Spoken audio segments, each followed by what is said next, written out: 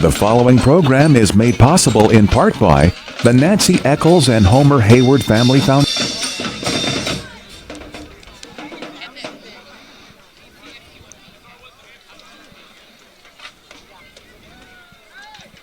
The following program is made possible in part by the Nancy Eccles and Homer Hayward Family Foundation, the Digital Media Foundation, Yellow Brick Road, and the Arts Council for Monterey County. A big thank you from MCAETtv.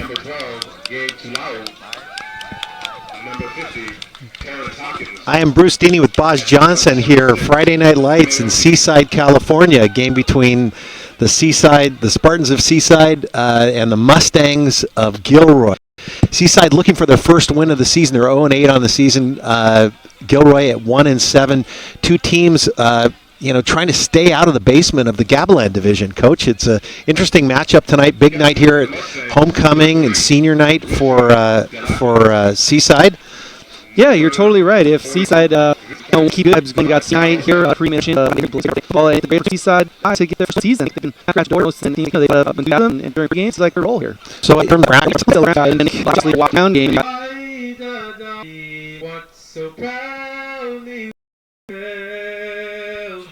At the twilight's last gleaming, whose broad stripes and bright stars through perilous fight. So that is that flag's being waved off, and it looks like we've got Jacob Salinas in the backfield. Yeah, the refs are working out the kinks too. So this is just a pitch to Salinas, who has a little bit of room, stays on his feet. He's up near the first down, so we'll see maybe just a little bit short. Yeah, and that's a great little option play to the wide side. You know, everybody's blocking up front except for that D end, and the quarterback's got to figure out if that guy's going to commit to him and then pitch it out, or if he's going to, kind of feather out to himself. So a nice little play design from Seaside. So it looks like they're just inside the 30 4, and that's a gift to Salinas.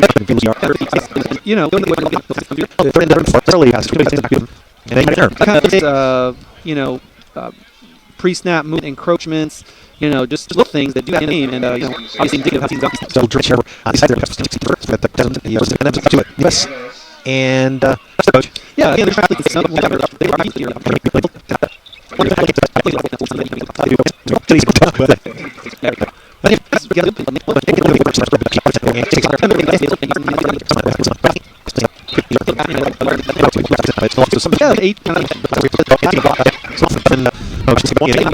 and what you want to ball in the area.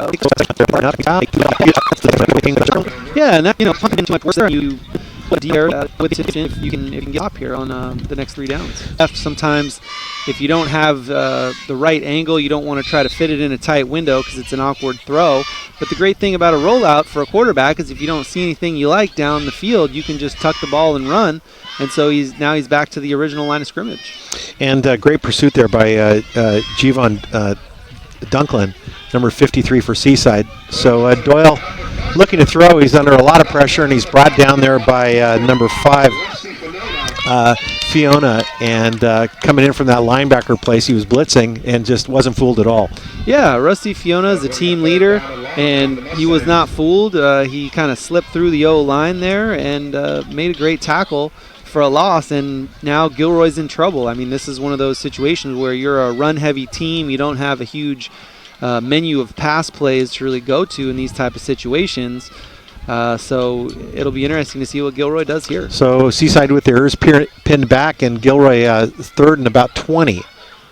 And that looks like a little bit of a reverse to Greg Lagunas, and he gets, looks like he picks up about 4 yards.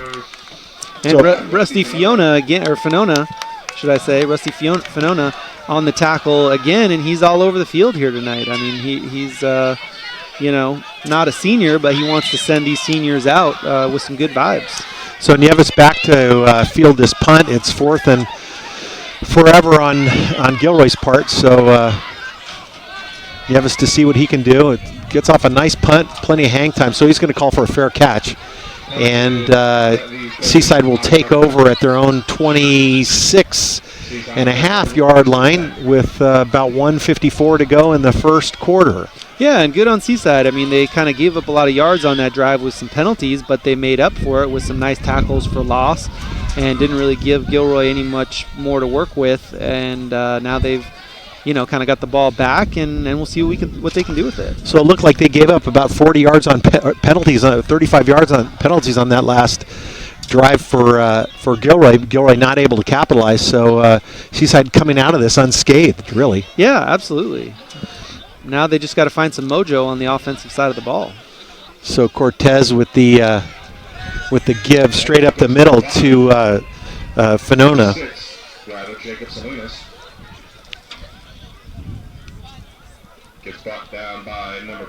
Well, it's always nice to get a run of about 5 yards on first down. Kind of sets yourself up for second and manageable, and then you can kind of work with some different things depending on what you like, whether that's in the run game or the pass game. So Salinas in the backfield, and Cortez looking to throw, and that's out to Guzman, who makes a nice little move and brings the ball up to about the 43-yard line. Yeah, and broke a nice little tackle there for some extra yards, and Seaside's moving the ball down the field, picking up a first down here, and it's all about finding that rhythm. It's been kind of choppy here in the beginning, but if either team can find a little bit of rhythm, they'll start to have some success. So first and 10, with a little more than a minute. The clock didn't take much time off the clock on that last play, but just quick screen pass out to Elijah Sandifer. So nice little look to spread the field there, Coach. Yeah, you're just trying to get the athletes in space. I mean, those are the guys that can break a tackle and get an explosive play for you, so you just want to get the ball in their hands and see what they can create. And Coach Avila using a lot of different players in the scheme tonight. Yeah, you got to get some of these seniors some touches. Sure. Play them on O, play them on D. So as a high school football player, you've only got so many games, and it's getting to the end here for some of these guys. So they got to let it all hang out. So Cortez with Salinas in the backfield, second about 4. Officials don't like that one. Well, there hasn't been much they've liked. And I hate to say it, but it's one of those things where, it's hard enough when the other team is trying to beat you, but, if you're going to beat yourself, you really put yourself in a tough spot. And Seaside, again, in a second and long, so we'll see if they can overcome it. So second and about 8 for Seaside. And as a coordinator, how does that, you stay with the same play? Do you got a different play for... Here we've got a little screen pass. So that's Salinas finding some running room, and he's got room down the sideline. He takes it up to about the 25-yard line. Yeah, and we're getting close to the red zone, and this is where, the Seaside coaches and now Avila are saying, hey, we got this. That let's not shoot ourselves in the foot. Everybody, let's stay calm. No offsides, no silly penalties. Let's keep it clean. Let's try to put this one in the end zone here. So second and long, a nice screen pass there. Kind of classic football call there from Coach Avila. Yeah, third and long, you're going to get some pass rushers coming your way. Bring them on in and dump it over the top. Let Salinas do the rest. So looks like a timeout from Seaside, and we're going to take a short break and be right back. It's a big responsibility. Oh, it's huge. I know, it's huge. And the salary. Oh my god, yes. I mean, like, I was about to move in with my parents, and right before, so this saved me. I really believe in you, Thank you. It's nice to hear that from someone. These are cool. Did you, what did you...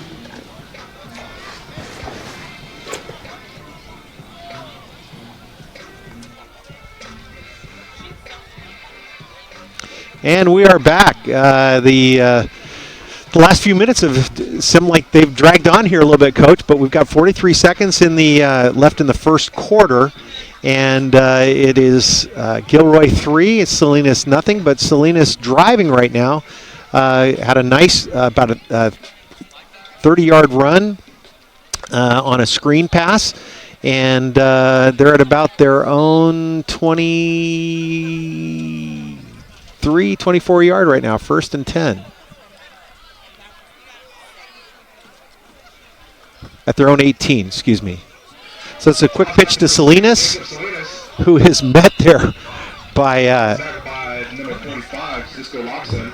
Loxon for Gilroy. Yeah, Loxon really looked like he was shot out of a cannon there. You saw the toss out there, and he, shot the gap and brought the wood when he got there. Read that perfectly.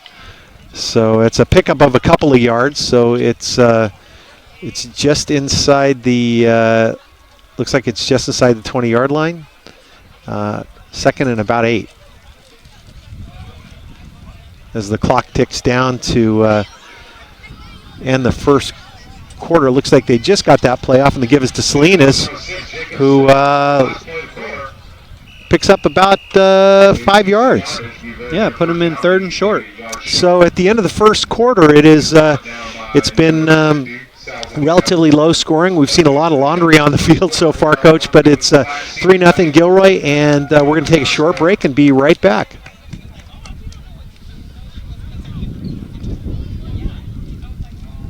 Hey, look, it's those guys. Are you good to drive? I'm fine. How many did you have? I should be fine. You should be. Go and step out of the vehicle for me. See ya, buddy. Good luck. So turns out, buzz driving and drunk driving, they're the same thing, and it costs around $10,000. So not worth it.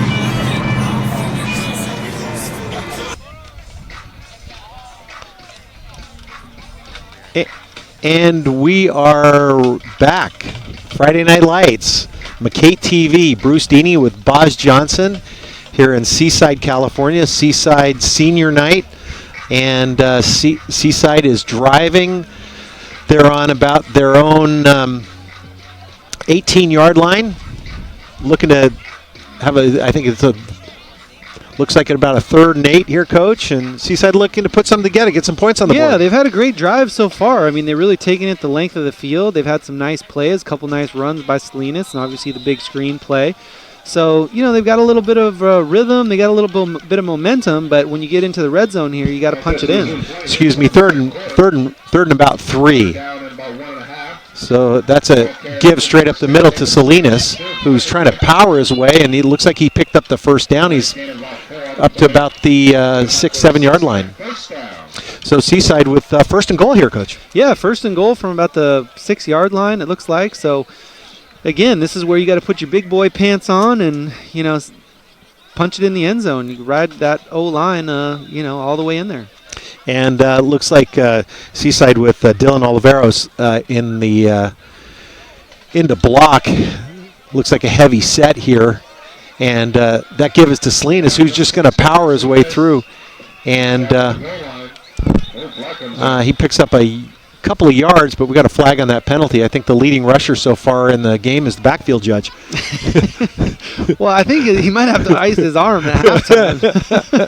Kind of getting a lot of action there, but it did seem like, maybe a little bit of a extended block at the end of the play in the back of the end zone from the Seaside O-line, and that's a tough one because you tell your guys up front, hey, we got to push these guys around. Let's push them out the back of the end zone, and then you do.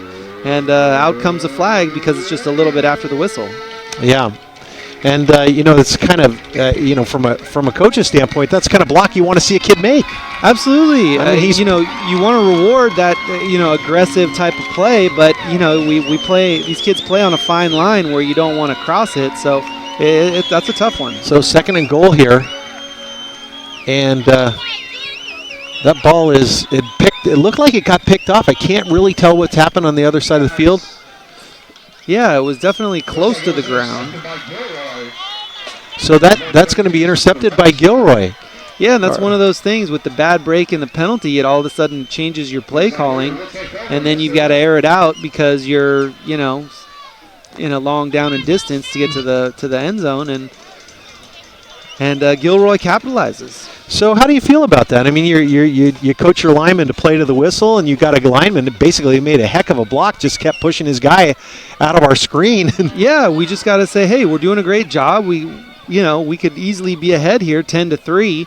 We just keep shooting ourselves in the foot with some penalties, and if we can clean that up, well, we got them right where we want them. So it's about discipline so far. We've had a lot of laundry spilled on the field tonight, but really just execution and not sharp as probably either coach would like to see. So that give is to DeLopez, and he gets around the corner and picks up about that's a nice 25-yard gain. Yeah, and again, Gilroy's got this kind of wing tee. They're going to pull linemen. They're going to create misdirection with some running backs and some, fly sweep type of plays. And, Seaside kind of stopped the inside run there, but they didn't realize that the guy who had the ball was going to the outside. So, a big play for Gilroy. And one player on the near side, number 11, Elijah Washington, we haven't called his name yet, but I expect him to be active tonight, both on both sides of the ball. Well, when you've got explosive players, you got to figure out how to get them touches, and I'm sure that's what Seaside is going to do. So DeLopez, not much running room there. Yeah, well, if it worked, if a play works going one direction, you might as well try it going the other direction. Sure. So Gilroy going to the well on that one. So Doyle efficient, but basically looking to operate that single wing. Good ball control. Yeah, and they get out of the huddle fast. The hand goes down from the O-line, and the ball gets snapped quick. So from Seaside, you really got to figure out what formation it is and make sure you can get yourself aligned in time for the ball to be snapped. So, and that might have been too much time. So 5-yard penalty, delay of game. So that's going to bring up second and about 13. With 10:40 in the second quarter, it is second down and about, as I said, about 14 yards, 13, 14 yards here. Doyle getting the call from Coach Newman. Yeah, Gilroy basically has been getting what they want all game. They've just had a little bit of an issue of, penalties themselves, whether it's offsides or, delay a game, and it looks like they're going to take a timeout right here. So with it couldn't quite look like a communication problem there, and we're going to use this to take a short break, and with 10:40 in the second quarter, we will be right back.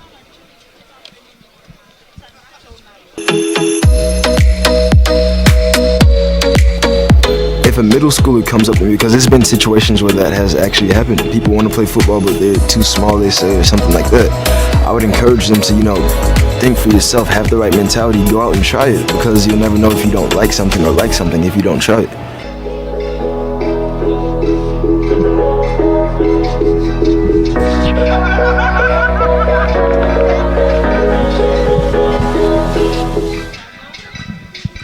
And we are back, Seaside High School, Seaside, California. Bruce Deeney with Baj Johnson. It is Seaside Gilroy. Gilroy is up 3-0. 10:40 to go in this second quarter for Seaside senior night. Second and about 14 for Gilroy. Doyle with the give to Greg Lagunas, and he looks like he picks up about 8 or 9 yards on that. Yeah, a little fake to the dive man on the inside, and then give it to number 44 coming around the end.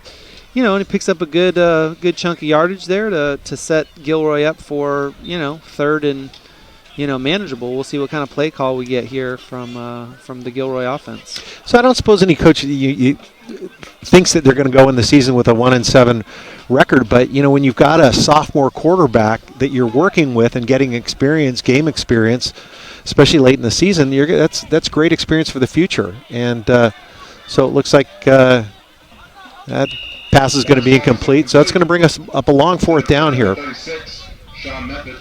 Yeah, and good for Seaside. They they got the stop they needed, and part of it was putting Gilroy in a uncomfortable down and distance for their style of offense. And so when you're just not used to throwing the ball as much as a lot of other teams, then you kind of get out of your comfort zone, which is where Seaside wanted to put them. And now they get the incomplete pass and try to flip the field here. So tied a punt here,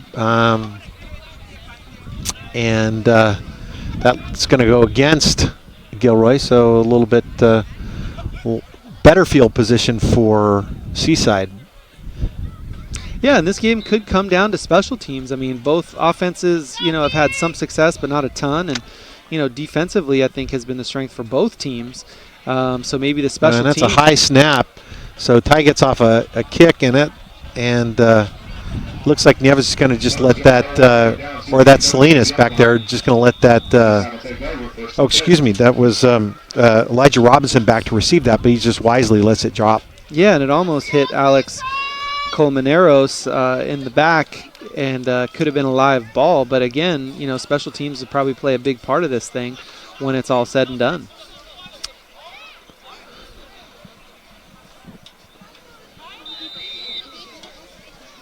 So Seaside taking over at their own. Looks like that's their own 38-yard line. Got Cortez in the backfield looking to throw to his right. And he's got a receiver out there. He's got number 7. That is Ruelas, Gilbert Ruelas, number 7. Yeah, it just looked like a little hitch out on the perimeter. And, first down, a lot of times that's a running down. But, Seaside trying to mix it up here with their play calls. A little bit of a quick game pass. And now they're in business. Spreading the ball around. That's the 4th receiver to catch a ball tonight. So looking to spread the ball. And that's to Nieves, who makes the first player miss and is brought down by, or stopped there by a bunch of Seaside players, which includes DeLopez.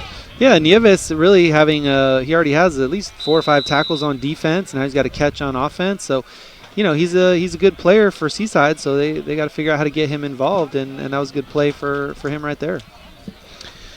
So Cortez, 1st and 10, looking to throw the ball downfield. He's got a receiver, and he's got plenty of running room, and that's up the near side, and that's going to be number 20, CJ de Guzman. Flag on the play. See what the call is. It's going to be illegal block in the back against the Spartans.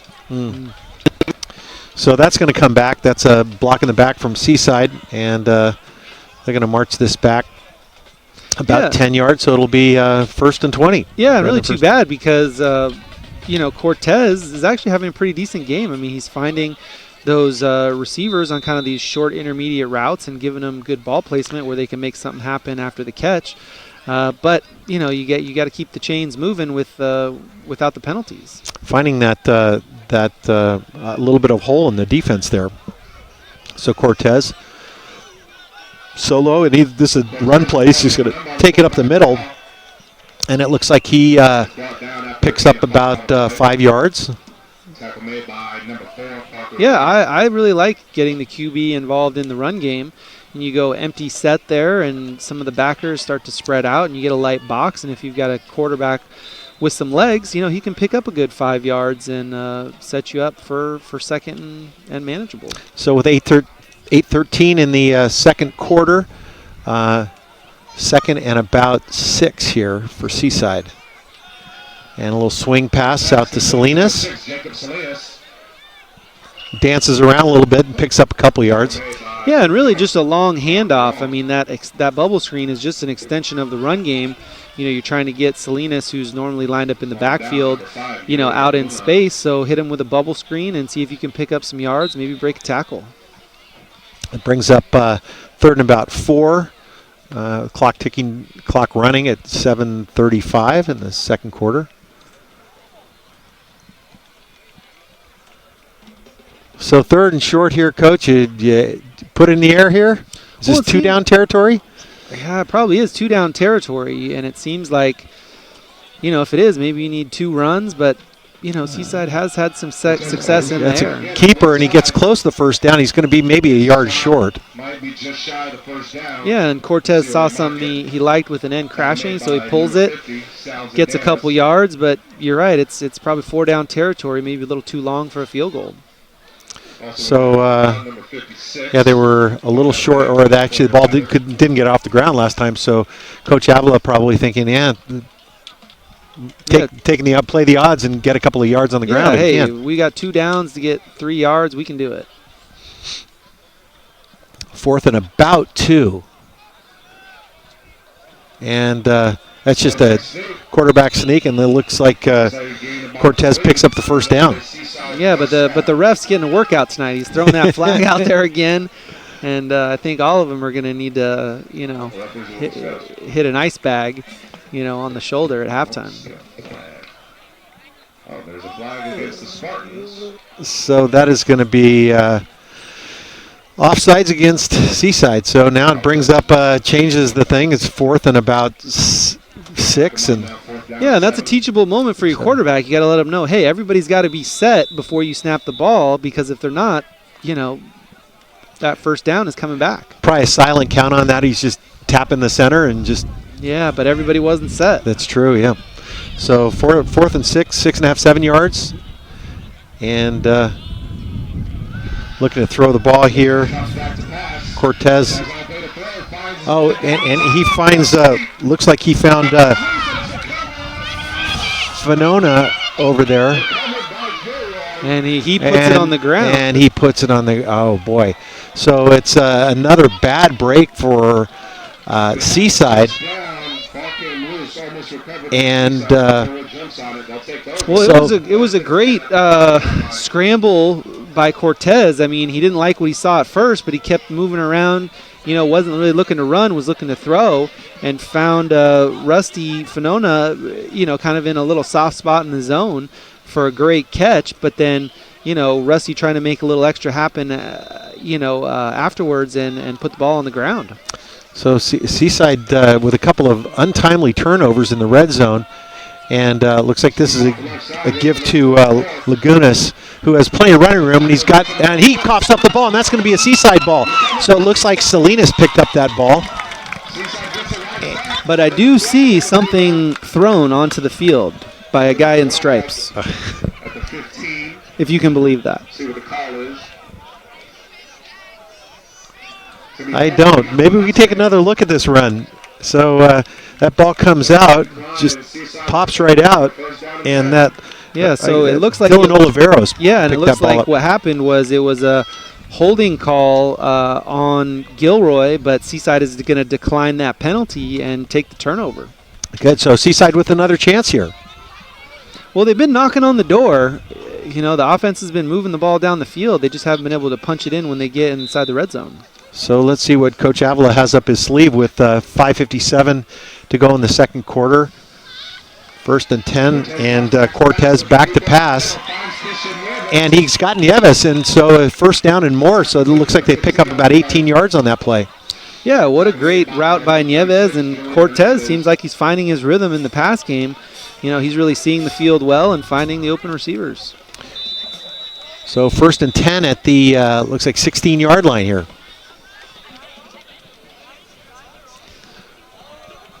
So Seaside coming right back out. And Cortez with Salinas. It's give to Salinas, who looks like he picks up about 6 yards there, 7 yards. Yeah, kind of an inside zone run. None of the linemen for Seaside are pulling, but they really got a big push there. I don't know what's going on, but the Gilroy D-line, was really giving up a lot of ground there. Well, you've got big 63 Kifu Leander there, about 6'3", 6'4", and right behind him. So nice pickup there. Yeah, well, they're really starting to push the pile here, late in the second quarter. So when a helmet comes off during play, the player has to come off for the next play. So that's a rule that went into effect a couple of years ago. So if that helmet comes off for any reason, that player's got to come off for at least one play. 2nd and about 4. So that's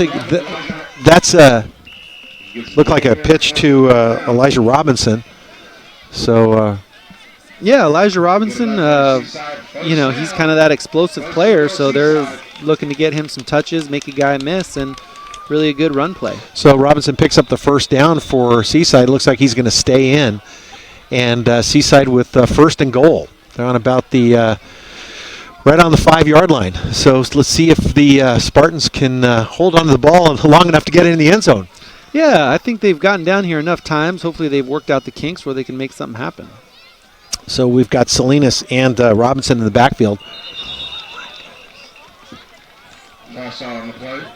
So looks like that's going to go against Seaside. So they're on about the 10-yard line, first and goal. Yeah, but same personnel grouping is going to stay on the field. It seems like they want to put the big boys in there and, see if they can really push those Gilroy defenders around. So it looks like a little bit of a heavy set here, and that give is to Robinson, who coughs up the ball, but is picked up by Cortez, and he scoots in for the Seaside touchdown. And that's just how you draw it up. That's the no, yes play. Well, sometimes you need a little bit of good fortune to go your way, and it seems like Seaside's kind of had some bad breaks so far, so it's nice to see them get something positive. So this is going to be a flag against Seaside, but they're going to call a personal foul against Seaside that was after the play. So that'll be assessed on the kickoff. So the score will stand, Seaside 6, Gilroy 3, 4-12 in the second quarter. And Seaside 2, looks like they're going to line up to, they've got their kicker Brian Salazar in. And Coach, exciting night. We're in the band section tonight, Coach. Hey, I feel the energy. I'm liking the beats they're putting down, and I like it when the crowd gets revved up after a big score. Nieves to hold, and Salazar to kick. And that ball is down, and that looks like it is straight through the uprights. So with 4:12 in the left to go in the first half, score is Seaside 7. Gilroy 3. We're going to take a short break and be right back.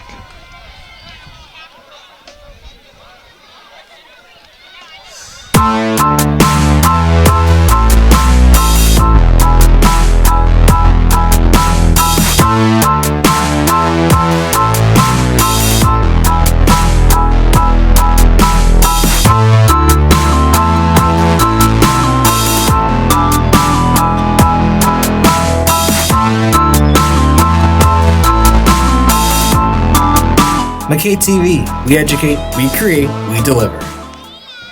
A shout out to our MCAET crew tonight, doing a great job bringing this game to you from Seaside High School. MCAETtv. MCAET is the media center for art, entertainment, and technology, run through the Monterey County Office of Education, led by our fearless leader, Hamish Tyler. MCAET doing a great job with incredible facilities out there, and sort of the parent organization for Millennium Charter School. Millennium Charter School is a school in Seaside that focuses on an academically rich and multicultural learning experience that is kind of centered around the digital arts and digital media, visual art and design. So Hamish Tyler doing a great job out there. We've got the kickoff, and this goes to De Lopez, who has room to run and gets up to about the 50-yard line, across the 50-yard line, and Gilroy will take over with 4:02 in the second quarter, down 3-7. Coach? Yeah, well, it's nice to have a big return when you get those extra penalty yards, assessed on the kickoff. So, Gilroy won't be pinned back in their own territory. They're going to have some really good field position to work with, thanks to that nice return and that flag after the touchdown. So the kids from Millennium Charter are doing all kinds of great work with digital production and art, and they've got a phenomenal studio out there in Salinas, and just a terrific program for high school kids that are interested in the digital arts. So this is a give to number 44, Greg Lagunas, who is still on his feet. brought down by, among others, Dylan Oliveros.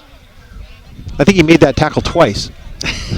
Well, they're keeping the legs going there and really pushing the pile, and it's not a quick whistle. The refs are kind of letting it go, and now they're set up for second and short.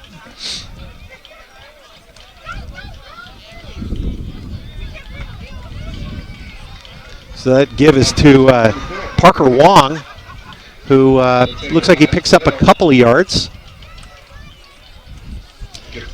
Yeah, and Aptos, their style of offense is, under center, a lot of guys, close to the box. And, they're going to try to grind it out on the ground in a cloud of dust. And then, they're going to try to hit the perimeter here and there with some misdirection. And, they're really going to keep the clock moving by keeping the ball on the ground. And so we should see some time come off the clock here. So Gilroy with 3rd and about 4. And Doyle gives again to Greg Lagunas. So it looks like he might be enough for the first down, brought down by Oliveros over there. Yeah, and with 2 minutes and 42 seconds left in the second quarter, Gilroy's in a great spot to keep the chains moving, but also, to get some points on the board at the end of the half here. But what's going on here, Bruce?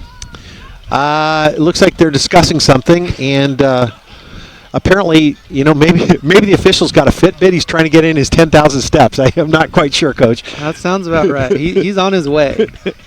So it's going to bring up 3rd and long, and certainly changes the play calling scenario here for Gilroy. Yeah, and Seaside making a substitution too. Big number 65 is coming out. Kifu Leander, and they're putting more of a pass rush specialist in the game on the D-line. So Doyle back, and he's being chased there, still on his feet, and looks like Fanona's got him, but they're dancing around there. They're not going to get the first down. It looks like it's going to bring up 4th, and I think he lost about 2 or 3 yards on that play, but it's going to bring up a long 4th down. So Gilroy likely to punt here.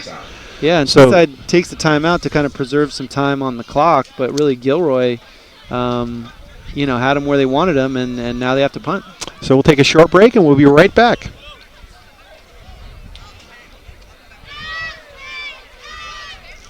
This program on MCAETtv is brought to you in part by the good folks from Technology and Operations at the Monterey County Office of Education, with leadership, support, and service to prepare all students for success.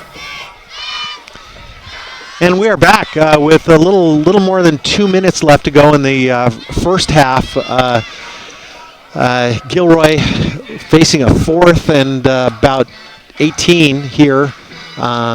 Punting, and Seaside with Robinson back to receive, maybe looking to punch the ball in another time before the half. Wouldn't that be nice to go in and get one of those scores back with one of those first 2 turnovers, Coach? Yeah, well, it's time for a 2-minute drill by Seaside to maybe put the ball in the air in a couple times, see if they can get a big play and, maybe get a touchdown or a field goal. So that ball is just bouncing, taking a nice Gilroy bounce, and that's risky. You get so many players around that ball who don't back away from Seaside. As a coach, that kind of scares you. Yeah, and that was Alex Colmenaros, who was kind of around that area where the ball bounced. And, you got to have that fire, poison, whatever kind of call you want to let everybody know, hey, the ball's right there, get away from it. So, that could be, especially at this juncture in the game, you just want to play that safe. Yeah, and, obviously Seaside's kind of down in their own territory right now, with 2 minutes left. So it's just a matter of, how good they're feeling about their offense, if they want to really air it out and take some risks to put some points on the board, or if they want to play it conservative and just kind of get into the locker room at halftime. So, Cortez has found some holes in that flat right in that Gilroy defense. So it'll be interesting to see what Coach Avila pulls out. They haven't really gone deep. So heavy to the near side here, and that's a pitch to and a throw. who, so that was Elijah Sandifer with a little something tricky coming out and trying to throw to CJ Guzman. Yeah, I love the play call. I Yeah. mean, it's aggressive, keeps Gilroy off balance. They did not see it coming. You had a guy open, but it is always tricky when you got a guy throwing who isn't your normal QB. If he puts it on the money, that's a touchdown. But I love the play call, and it really keeps Gilroy honest. Sure, that you see that player coming in the backfield, and he takes his glove off, his catching glove off. So Cortez back in at quarterback, and that's a gift to Salinas, and not much there, and hit hard there by Greg Lagunas, or that's number 48. Excuse me, that's Dallas Gutierrez. Yeah, and it looked like big number 87, Ryan Enciso was there as well. But, Seaside electing to keep it on the ground and play it kind of conservative. So minute 18 with the clock ticking. Seaside 7, Gilroy 3. Seaside deep in their own territory. Third and about 13 here. So Seaside at this point looking to take some time off the clock, and that's a give to Salinas. And he just didn't pick up much, so it's going to bring up a long fourth down. And this clock is going to continue to tick. Gilroy won't take a timeout here. But we'll see what Coach Avila wants to do. The Spartans have the lead, 7-3 in a tight game here. So maybe they just want to get into the locker room at halftime with that lead. But backed up, they're on their own 10 right now. They certainly don't want to move backwards here. It's fourth and long, so it looks like maybe they're just going to try to take as much time off this clock. They take the penalty, back it up 5 yards, and then. Well, I think at this point it's half the distance to the goal, which is probably only about 2 yards. But they try to run as much time off the clock, and now there's only 20 seconds left. So Seaside, taking a timeout here with 20 seconds left, and. I understand from our engineers that we had maybe a little technical difficulty earlier in the game, and so if you're just joining us now, I'm Bruce Deeney with Boz Johnson. We're at Seaside High School on Seaside Senior Night. Both teams, both Seaside and Gilroy, looking for their first win, or Seaside looking for their first win of the season, and Gilroy looking to put another win on their books. They're 7-1, coming off a 13-0 season last year. Of course, they, with that 13-0 season, bought them a ticket up into the Gavilan division, so they're playing up a division than they were last year as well. So, Coach, a word on that? A little harder for them this year, obviously. Well, it's one of those things. You always want to move up. You don't want to move down, but be careful what you wish for. Sometimes you just might get it. And that upper level of the Gavilan division is pretty tough, and which they're finding out. So with 20 seconds left on the clock, Seaside looking to get a punt off here, and that is fielded by DeLopez, who's brought down by Seaside at about the 46-yard line. So, Gilroy's going to get a shot here.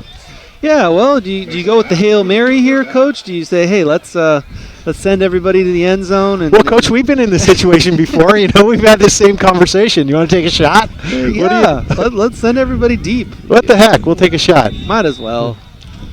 If your quarterback's got the arm to get it there, let it loose. So we'll see what Gilroy's doing. Got up their sleeve here. Obviously coming up the line of scrimmage pretty quickly, and this just a straight handoff to Parker Wong, and that will just probably be it for the first quarter. So or for the first half, excuse me. And so at the end of the first half, it's Seaside 7, Gilroy 3. Ground heavy game tonight with a couple of pass plays that have come back. And a couple of scoring opportunities for Seaside that were ill-fated turnovers down in the red zone. That the score would be quite a bit different, Coach, if Seaside had been able to convert on those. Yeah, I really think Seaside's outplayed Gilroy so far. They just don't have the points on the board to show for it. And really for Gilroy, they've got to be happy it's as close as it is.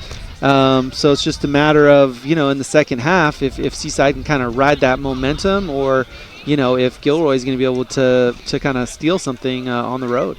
Well, it's a beautiful night here in Seaside, California. Pretty temperate, and we're enjoying a good football game. It was a little sloppy right there at the very beginning as both teams were kind of getting the wiggles out, it seemed like, and the officials were making sure that their flags worked. But we're looking forward to coming back after our halftime program for MCAET Sports. I'm Bruce Deeney with Boz Johnson, and we're going to take a little break for halftime. So, hey, Coach, it's great to be here with you, and you got a couple games left this season. The last time I was out here, we were playing against each other, and somehow you guys swallowed the ball for 8 minutes. Well, put a scare in us, that's for sure, right? We were sure we were going to pull that one out. Yeah, but it was traditional Seaside football. You guys held on to that ball and just you coach your guys to go down at 3 yards, get 3 yards, and then just go down and keep the clock running? I wish I could say that, say I'm a good coach, but no. Well, Coach, you've been here now 26, 27 year. What's I think 26. I can't remember. I think maybe 27.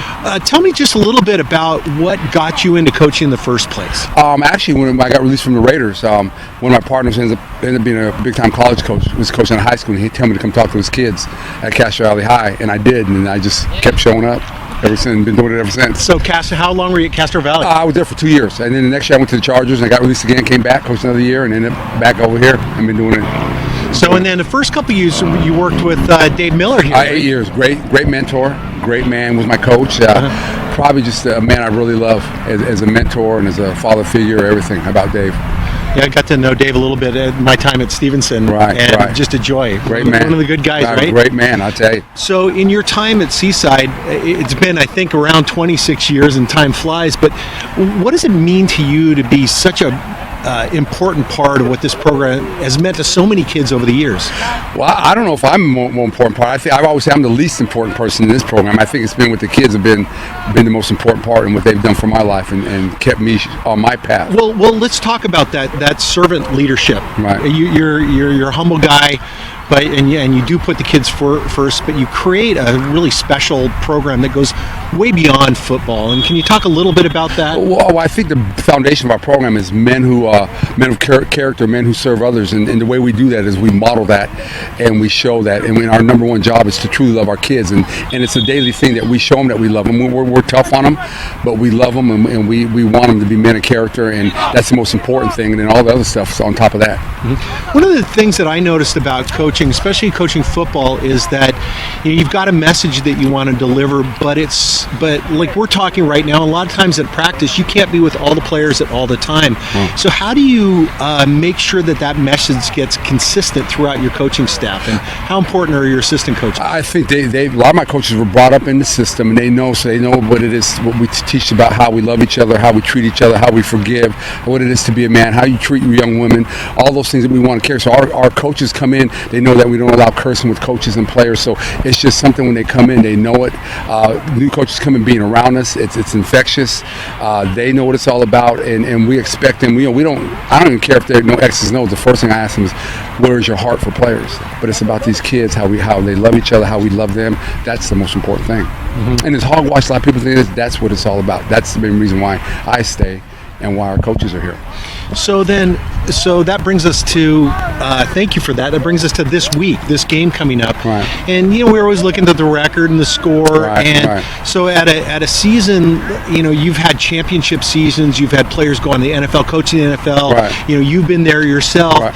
What are you playing now for at 0-8 that's any different than you're playing at when you're 10-0? For the love of the game and being blessed to show up every Friday night and God honoring Him and saying, hey, we are truly blessed to play this game, no matter, regardless of the score. And I've told our teams, I'd rather be 0-10 than 10-0 and not respect each other and love each other, not have honor for the game and for each other. And I'd rather have it that way, not winning, than winning. And are you truly winning when you're not impacting lives? You see, we're in a brotherhood of life changers, of life impactors, and that's what it's all about. So we're playing for the joy and the blessing to play this, because we're playing moments. This is a moment. Once this is done, it's over. So how do you look at that, whether you win or lose? So how did you play, and how did you honor your brothers next to you? How did you honor God when you played? And that's the bottom line. So how could you not get fired up for Friday night, whether you're winning or losing, man? It's just what it's all about. Well, I know you've got a lot of work to do in terms of preparation, Right. And you know, you're doing a great job at the character development and working with these young men, and you've done it for so long. But when it comes right down to this week, this game, Gilroy tomorrow, you know, what have you noticed with Gilroy that might be, you know, skew a little bit of what you're preparing, how you prepare this week? Because they run that wing tee, you know, they put a lot of numbers. They come at you, you know, 3 or 4 guys, and so we got to load the box and get our guys coming down with to stop them. You know, they're well coached. They're 1-6, whatever. But you know, I look at them and they do a lot of good things, and we match up to them real well. I think it's probably the best matchup since Monterey High for us. Both young teams, both young teams, and you know, and so I think both teams, you know, it's going to be an even match, and which makes it real exciting for our kids. And so we have a great opportunity to win, and if not, we have a great opportunity to play at the highest level that God's allowed us to play at, right? Terrific, Coach. And I know we're broadcasting. This will be at halftime during the game, so we're halftime right now, and so we don't really know what's happened with the game before or after. But what players for Seaside should we be watching? Well, there's a few. We have Kifu. Lender, who's a great player. He just was able to play. He had to sit the first 5 games out, but he's a great kid, great prospect. Elijah Robinson is running back for us. He does so much for you. Yes. You know, he's played. And you talk about our seniors, man. 10 seniors to go. You know, a lot of guys would just up and go and quit. These seniors have been unbelievable. I mean, you come to our practices these last couple weeks, you think that we're 7-0, not 0-7, and it's not because of the character of these seniors being in the program for 4 years, and you see the maturation in them and everything that they've gone through, and it's for this reason, for this 0-7, the foundation that they have that's getting them through and getting our kids through. Well, Coach, as I said before, you've done a terrific job, and you've got to respect, as a former coach myself, and you know, you've got a lot of respect for a lot of coaches in this area, and you continue to do a terrific job out here fighting the numbers, fighting the equity league, all the things that we deal with all the time. But great example of what it means to be a super leader. So I want to thank you for taking the time Coach, tonight. Thank you, Coach. Appreciate you. Okay. Thank you. Love you, Coach. Okay. Thank Good. you. Love you too. Good luck tonight. Thank you, sir. Appreciate it. Hello, this is Archer Sheldon. We're here at Seaside High with River Nevaeh, and this is the drama teacher of Seaside High, and there is a play upcoming that we want to know more about. And Yeah. Okay, well, so I can start by telling you a little bit about the play that we're doing. We open now it's coming on close. It's like a week from tomorrow that we open on November 2nd. And we'll play through November 10th, Fridays and Saturdays. So the 2nd, 3rd, 9th, and 10th. And the play is called Just Like Us. It's by playwright Karen Zacharias. And it follows the story of 4 girls as they graduate high school and go through college in Denver, Colorado. And all 4 of the girls are Mexican American, and they each have a different documentation status. So some of them are citizens or legal residents, and some of them are undocumented. And it also takes place in that kind of critical time between 9/11, when all this xenophobia first started to come out into the national discourse, and before the DREAM Act was passed, before there was such a thing as DACA. So at this time, for these girls who are undocumented, the only hope for them to be able to go to college is to get a private scholarship to a private school, because there was no federal aid for anybody without a social security number. And so while the play tackles some pretty serious topics and is very touching and heartfelt, it's also lively, energetic. There's like a big dance number and party scenes, and the girls do make it through college, if I can spoil it for you. But it really kind of forces us to take a look at the similar situation going on now, as we see cuts being made to that program, and a lot of efforts to deport people and limit the rights of people who are here living on this land with us, but who maybe just don't have that official piece of paper.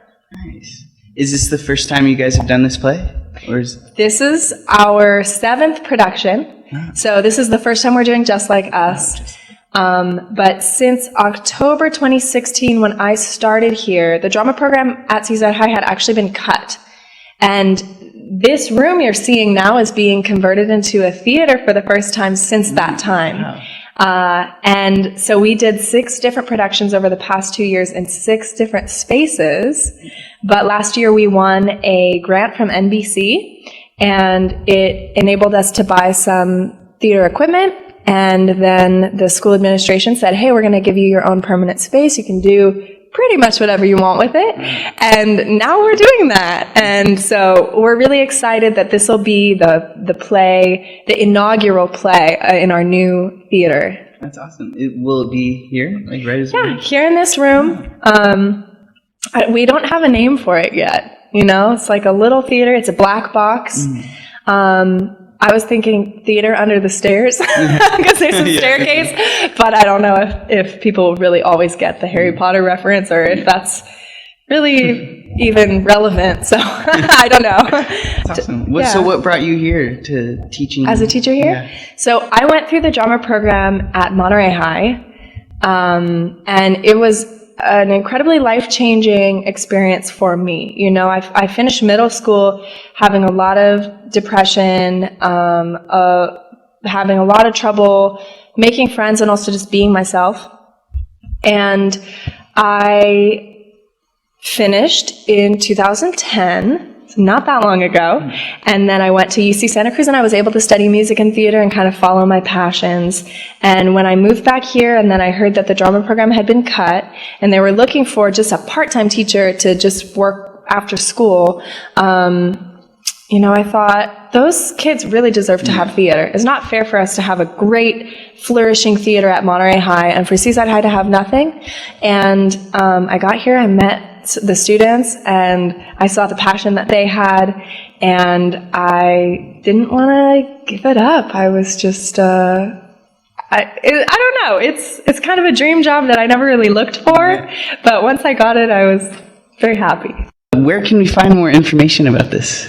Well, we have an Instagram page. It's Seaside High Drama Official, partially because we made Seaside High Drama and then we forgot the password, so we locked out of it. So now we're Seaside High Drama Official. And we also have a Facebook page, which is Seaside High School Dramatic Arts. And we'll have our Facebook event on there, and so you can, you know, RSVP, see if you want to come. And then if you decide you want to come to the play, we do ask a donation, but no one is turned away for lack of funds. We think that it's better for us to have somebody in the audience who can't pay than for them to stay home because they can't pay. We'd rather that you come and not pay than not come at all. But we do ask a donation of $5 to $15, whatever kind of works for you, and we'll sell concessions at intermission, so if you bring a couple bucks, you can get some good cookies and things.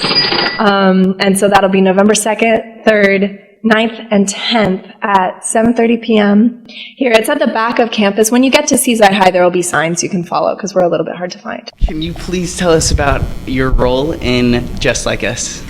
I play a character. Actually, I play 2 characters. I play, in the first act, I play one of the main characters. Her name is Elisa, and she's, out of the 4 friends, she's the one with the papers. She's born in the U.S., so she can't really relate to her other friends, and she doesn't really understand what it's like to kind of be the outcast. My second character is Sulema. She's one of the 4 main characters' little sister, and she's 13.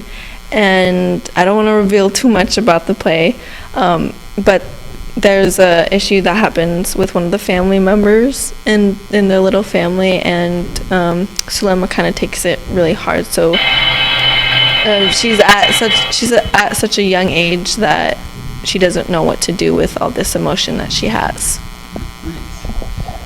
Can we get a little bit of background about how you got into acting and how you got this main role?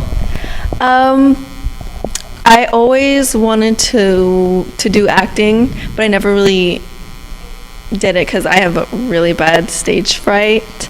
So my freshman and sophomore year, I just kind of stayed away from the drama program, and we had a club fair one day, and I saw River, who's in charge of drama and my film class. She was like, "You should do it, you sign up for it," and I was like, I'm not sure, and she convinced me to do it, and I came to auditions, and I guess that's just where everything, you know. So this is your first play? This is my first play. Wow, amazing. Yeah, I'm really nervous. We're here with Grayson. She has 2 roles in this play here at Seaside High. Can you please tell us about it? Yeah, I play Mike McGarry, and he's a political activist in the show, and he's essentially against what the 4 girls are standing for. And then I also play the cop that pulls over the main character, Maricela, that he pulls her over. Can you please tell us about your behind-the-scenes role that you have in them? Yeah, so I'm a part of tech, and so essentially what we did was we built the stage, we built the catwalk, we helped hang up lights, and we helped hang up the curtains, and we helped paint the room to make sure it looked the best for the play and the actors. Nice. It is something that's really popular in political topics right now, and it's a side that you haven't really seen. You've seen it from the children, and you've seen it from adults, but you haven't really seen it from the teenagers' point of view of immigration, and it's a really important play to see, and I really encourage people to go see it.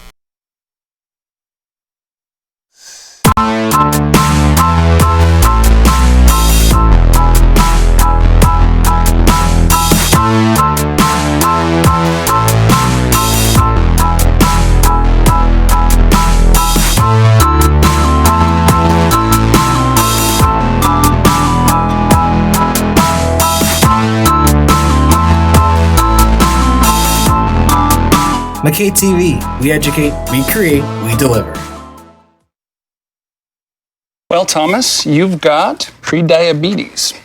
But with more exercise and a change in diet, it can be reversed. I've tried exercising. It just makes me hungry for bacon. I love bacon, too. And who really likes to exercise? Not me. Me neither. Nobody. So we're good? What? Oh, you still have pre-diabetes. Big time. Hey, Bobo, do trees tell each other stories? I'm sorry. I'm afraid I don't know that. Hey, why don't we go find out? Listen. Can birds draw pictures? I don't have an answer for that. Dad, do stars visit their friends? Look!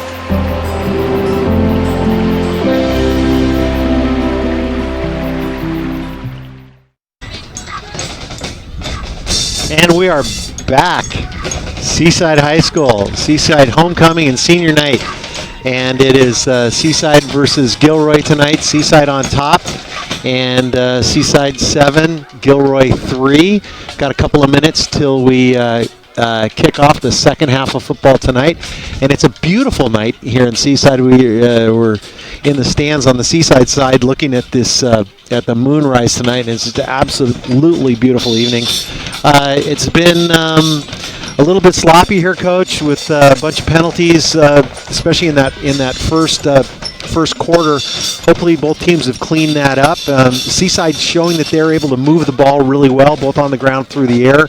And Gilroy kind of sticking to their run game. But what do you expect to see here in the second half, Coach? Yeah, well, I think you're right. Gilroy is going to try to grind it out on the ground, get some big chunk plays on the perimeter if they can, and really use up as much clock and probably try to play a closer game where, Cortez for Seaside has really been the offensive player of the game for them, and he's really, made some nice plays in the QB run game on the ground, but also finding a lot of different receivers in the passing game.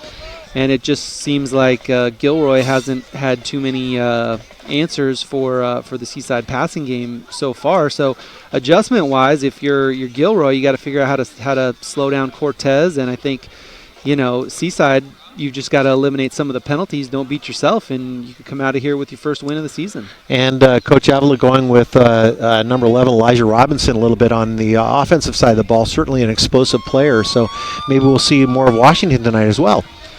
Yeah, I mean, it's all about getting the explosive players the touches they need to create yards for the offense. So whether it's, Elijah Robinson or Cortez or Salinas, they just want to get those guys in space where they can create. So, Salinas High School, I'm Bruce Deeney with Boz Johnson. Friday Night Lights for MCAETtv.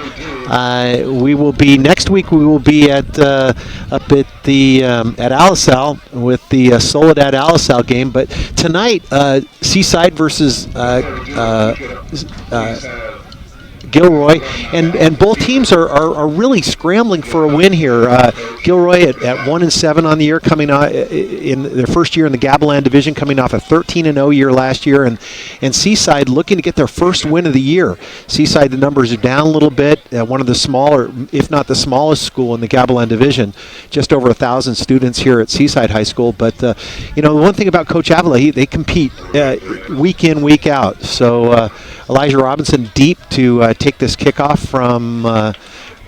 from Gilroy. Yeah, well, you can only put 11 players on the field. So that's the good news for Seaside. And if you've got 11 good players, you can be competitive. And I would say, Seaside has been exactly that tonight. I mean, they cut out some penalties. They could easily be up, 17-3. Exactly. So looks like we've got tie to kick. And once the officials are ready here, and they are, so this ball is going to be placed and kicked by Vincent Ty with Elijah Washington deep, and we'll see what Seaside and Coach Avila have up their sleeve here for the second half.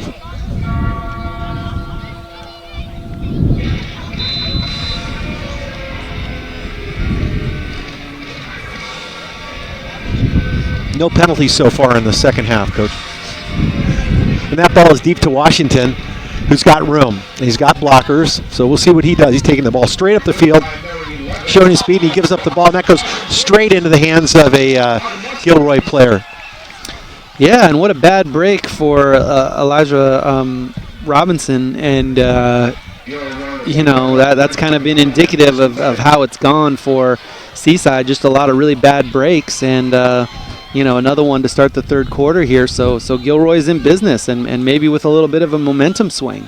So Washington may be feeling a little bit of the pressure senior night. His brother Keyshawn, very good player here at Seaside High. Yeah, no, Keyshawn, Elijah, they've had some really great players come out of Seaside High School that have really had some great college careers, and I would say, this is the sport they're really known for.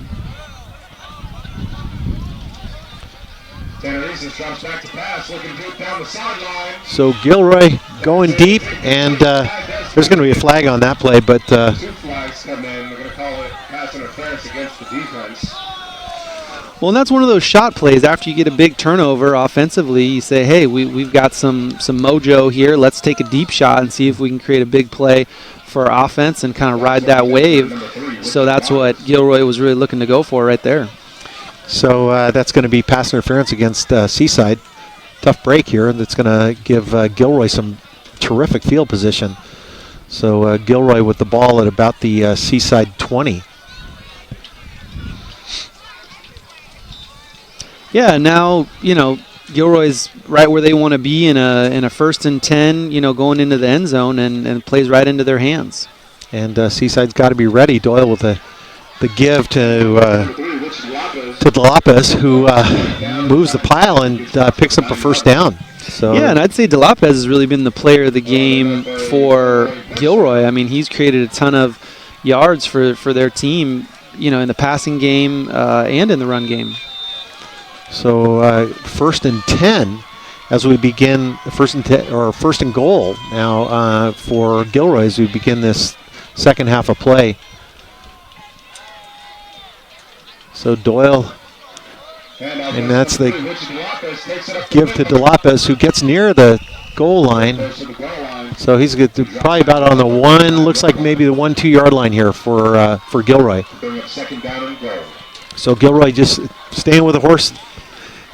Yeah, that brought you. You're totally right. They've got the big dogs up front, and so they just want to, kind of push Seaside around a little bit and push the pile. Couldn't quite get in the end zone there, but, this style of offense, plays into this situation in the red zone where, you've got to put your big boy pants on again and muscle it into the end zone. So Doyle with the give, and that looks like that give was to Uriel Luna, maybe. And we've got an illegal shift by Gilroy, so that's going to push them back at least 5 yards.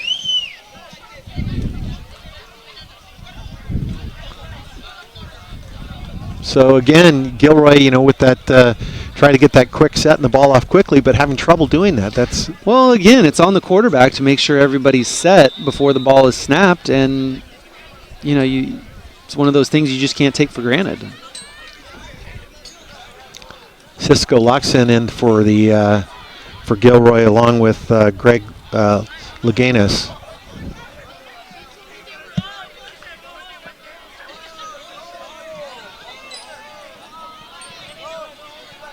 And that's Doyle's looking to throw. He's got a receiver, and he's got that complete to Ryan and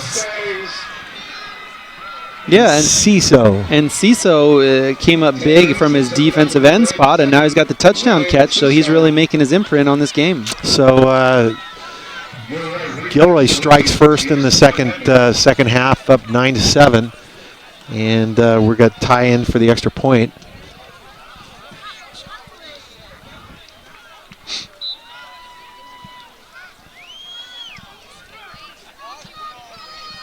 To Lopez to hold, and that's straight through the uprights. So with 10:14 in the third quarter, it is Gilroy 10 and Seaside 7. We're going to take a short break, and we'll be right back.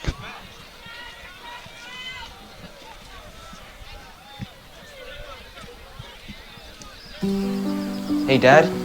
I need your help asking Jessica to prom. Of course. Love is like the ocean. You have to tread. Oh, Dad. That's not the kind of help I needed.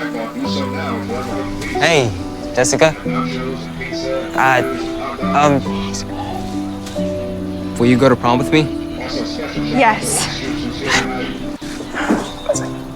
You don't have to be perfect to be a perfect parent. Thousands of teens in foster care can't wait to share their first with you. Bruce Deeney with Boz Johnson here at Seaside High School, and we just saw a score from a nice drive put together by Gilroy, culminating with about a 2-yard, 3-yard touchdown pass to Ryan from quarterback Brian Doyle to Ryan Enciso. Gilroy kicking off, and it looks like we have got Christian Nieves back, and he's got room. He made through that first group of blockers and takes that ball up to about the 36-yard line. Yeah, Nieves is really an electric player with the ball in his hands. Makes a couple speedy, huh? Yeah, he's got some wheels, and putting Seaside in some good field position. So tonight at halftime, looking around at various games tonight, we had at halftime. These were halftime scores. Everett Alvarez was 7 and Christopher was 14.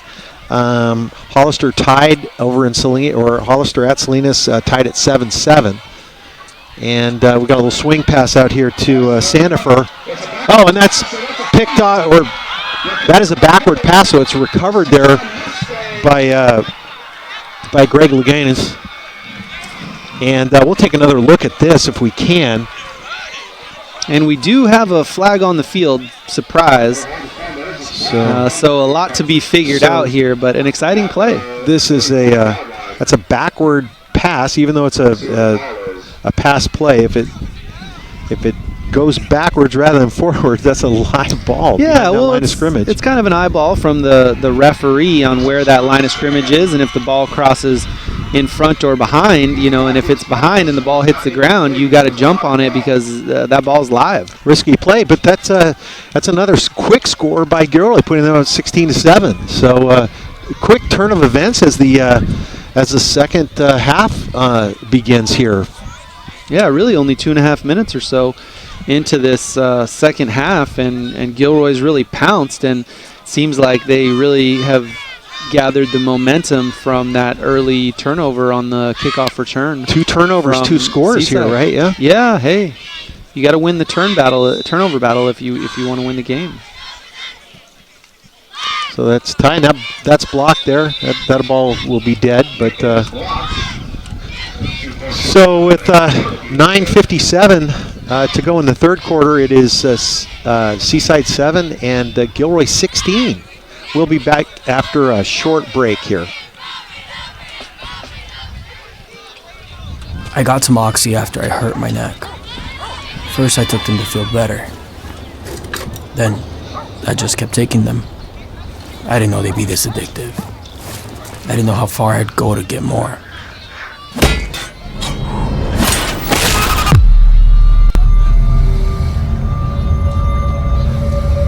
Opioid dependence can happen after just 5 days. Know the truth, spread the truth.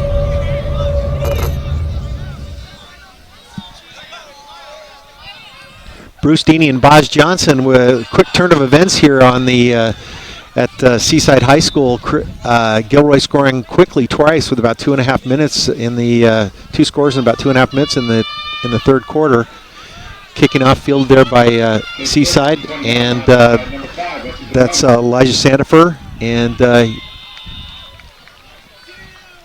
nice return, brings the ball up to about the 25-yard line. Yeah, now it's just 35-yard line, excuse me.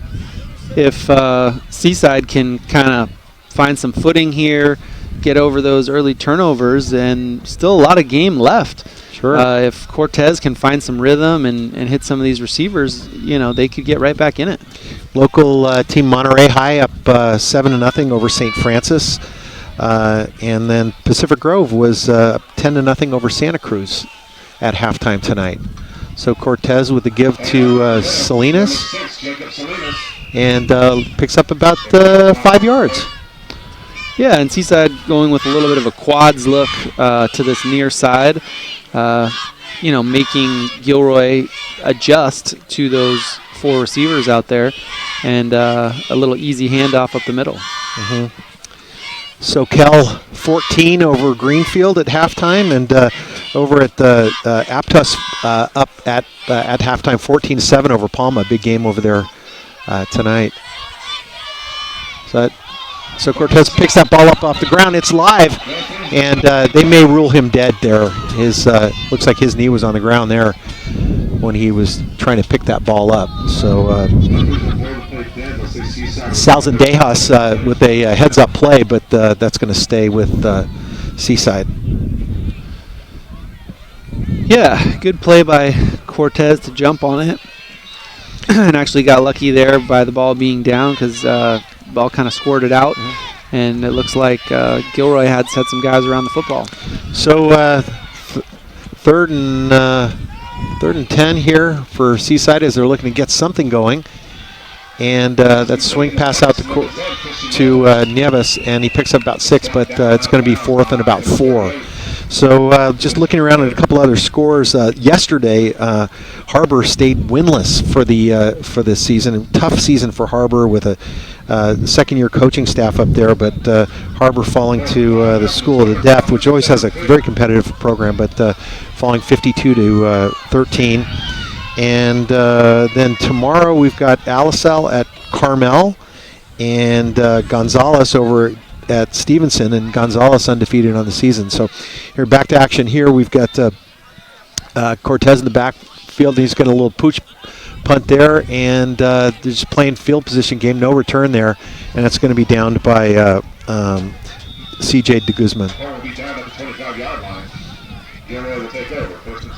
Yeah, and a nice little punt by Cortez, kind of catch the defense off guard a little bit. They're not sure if they're going to go for it or if they're going to kick it, and with no returner back there, they were able to get a little bit of a roll of the ball and pin Gilroy back. So it'll be interesting to see what they can do with a lot of field in front of them, as opposed to the last couple scores, which have come pretty easy. Well, it's 16-7, right? It's plenty of time to go in the game, but I imagine that Coach Newman is feeling a little bit more comfortable with his single wing offense, which is a run-heavy offense at this point in the game. Yeah, well, the great thing about this style of offense that Gilroy runs is that if you've got the lead, it plays right into your hands, because you chew up a lot of clock and you keep the other team's offense off the field. Now, the hard part is when you get behind and you've really got to start to put some points on the board. Then it gets a little bit trickier. But from this position, they've got this game right where they want it. So psychologically, you had a bunch of penalties on that aggressive D line for Seaside. And DeLopez breaks through and picks up first down, picks up about 12 yards on that carry. But does that get in the D line's head a little bit? They're not playing as aggressively as they were at the beginning. They're holding something back, do you think? Or no, I think if anything, what's gotten to them is maybe the momentum of the game has kind of shifted, and now Gilroy's got a little bit of an extra pep in their step from the turnovers and the 2 easy touchdowns where, maybe Seaside's feeling a little bit deflated because they just gave up some easy points. But this is where you've got to be mentally tough, and, you've still got a lot of game left. So the give there is to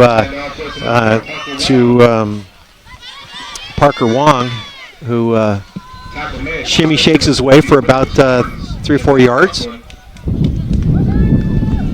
Yeah, it's nice to see Gilroy kind of spreading the touches around. They've got a lot of wing backs, some tailbacks, fullbacks.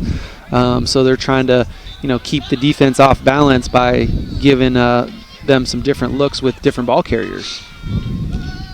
And Wong figured into their offense quite a bit at the beginning of the season, but not so much in the last couple of games. So that's Wong in motion coming to the near side. And that's going to be a false start. Wasn't sure they actually had started yet. A false almost start. Yeah, well, it's unfortunate for Gilroy because they were really finding some rhythm there and putting themselves in really, manageable downs and distances. And now second and long. Now they've got to work with second and long. Second and long, and that's a give to Greg Lagunas. So Lagunas picks up, looks like he picks up about 7 or 8 yards. So 6-11 in the third quarter. It'll be third and about 4. And really a pivotal play early in this second half, kind of midway through the third quarter, because if Gilroy can get a first down here, they're going to take a lot more time off the clock with this methodical offense, where Seaside playing from behind, they really have to get a stop here in order to get their offense the ball back. And that forces Seaside to be put the ball in the air probably a little bit more, and so that's it. That looks like he just kept that ball. I thought he gave that up the middle, but he's going to get sacked there for a loss of about 10 yards or so. Yeah. But yeah, a lot of Spartans there on the football and maybe a little play action look. And all the pass rushers got home. Were you trying to set up a screen of some kind? Yeah, I think,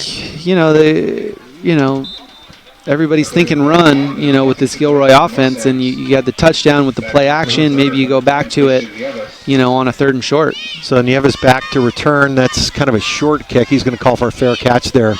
And he bobbles that ball, and that's going to be picked up by, looks like that's going to be the Gilroy ball maybe. Yeah, it looks like a little scrum down there at the bottom of the pile. Yeah, so that's a Gilroy ball. So even though you call for a fair catch, you have to field that ball. Well, he did, call for the fair catch, but it was a little bit of a short kick, and so he was coming up to get it, and there were some Gilroy defenders he was kind of coming up against, and so it just made him pull up ever so slightly and bobble the ball, and then when it hit the ground, those Gilroy punt coverage guys really jumped on it with good awareness.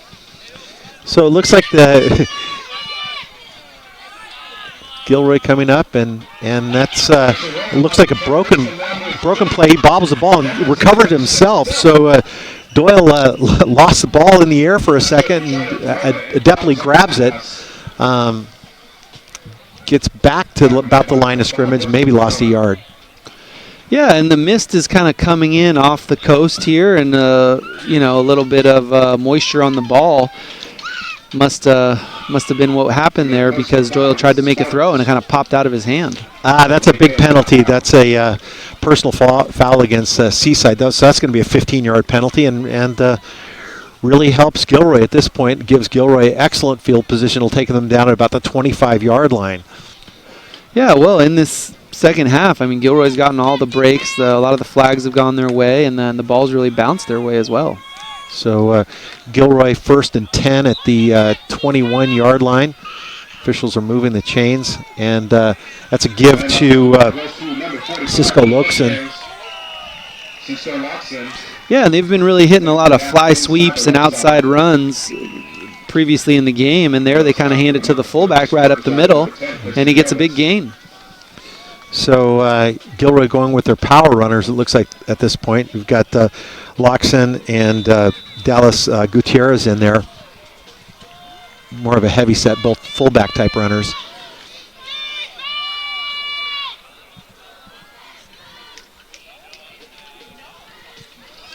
And that give is to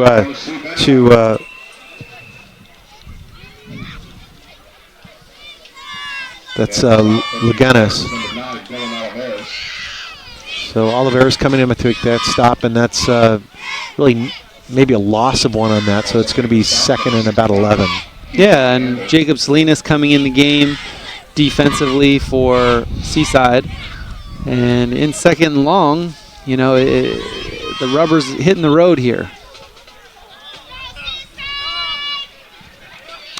So Doyle with the give to Gutierrez, and not much there. Yeah, and this is another spot in the game where, you know, if Seaside can come up with a stop. It'd be a nice big psychological lift for Seaside to get a stop here. Yeah, well, at this point in the game, it's pretty manageable. If you can get the ball back, you know, it's still within your grasp. But if Gilroy can kind of punch one in here in the style of offense they have, you know, it kind of spirals a little bit out of your control. 3rd and 12. And looking to throw, and he's brought down there by Coloni. So it'll be 4th and long, and let's see if they can bring in their kicker on. So they're bringing on Vincent Ty to try a field goal. Coach, what does it look like about here? Looks like the line of scrimmage is about the 20. So this is within his range, because as we saw during pregame warm-ups, I mean, he was bombing them from deep. So if it's a good snap and hold. So, and that didn't quite get off the ground, and that ball was still in the air, so that's going to be a live ball. Well, a nice defensive stand for Seaside right there, and blocking the kick and getting a little field position out of it. And, you know, they're right in this game if they can just find some rhythm offensively. So we'll see what Seaside has got up their sleeve. It's with 2:15 left in the 3rd quarter. It is Gilroy 16, Salinas 7. Salinas taking over, or excuse me, Seaside taking over on their own 35. Yeah, and now I think it's, you know, you got to let Cortez air it out a little bit. If you've got any trick plays, you know, maybe let's dust them off and see what happens. So not the time to hold anything back. So a little swing pass out here to De Guzman, who no gain on that play. Yeah, and it looked like he had room to run out there. The ball was just a little bit low, and you try to coach those guys up to not put their knee on the ground if they can help it, just so they can get that yards after the catch. But with the ball coming in low, he had no choice but to put his knee on the ground. Field out here at Seaside is in beautiful shape. Grass is a little bit long. It might be getting a little bit wet, a little slippery out there. Yeah, I have noticed a lot of guys kind of losing a little bit of footing. So Cortez looking to throw. And, yeah, unfortunately, he's got Kaler out there, Matt Kaler, who just can't keep his feet. Yeah, the turf monster got him on that one, and it looked like a good throw from Cortez, and he had a little bit of room if he would have caught it. So Seaside in a 3rd and long. Had a little zip on that ball, so big play for Seaside right now. Got Salinas in the backfield with Cortez. 3rd and 10. Cortez looking to throw. He's got a receiver on the side, and he had Sandifer, and that's a beautiful catch. Keeps his feet in bounds, so nice gain. Yeah, great awareness there from the receiver to really come down with the ball. He had his feet down and his body was out of bounds. Elijah Sandifer with a picture book catch there on the sideline. That was spectacular. Nice throw by Cortez. And Cortez would give to Salinas, who finds room around the perimeter. He's got room, and he puts his shoulder down. He takes the ball up to about the 25-yard line. Yeah, and there the Seaside offensive line really got a great push, making that Gilroy defensive line really feel the pressure. They're kind of leaning on him here a little bit, and Salinas with a great run to move the chains. And it looked like on that play you had Jamie Ortiz and James Millavale said, "Hey guys, we're both about 260. We can push these guys around a little bit." Hey, sounds good to me. So with 1:15 left in the third quarter, Gilroy 16, Seaside 7. We're going to take a short break and be right back.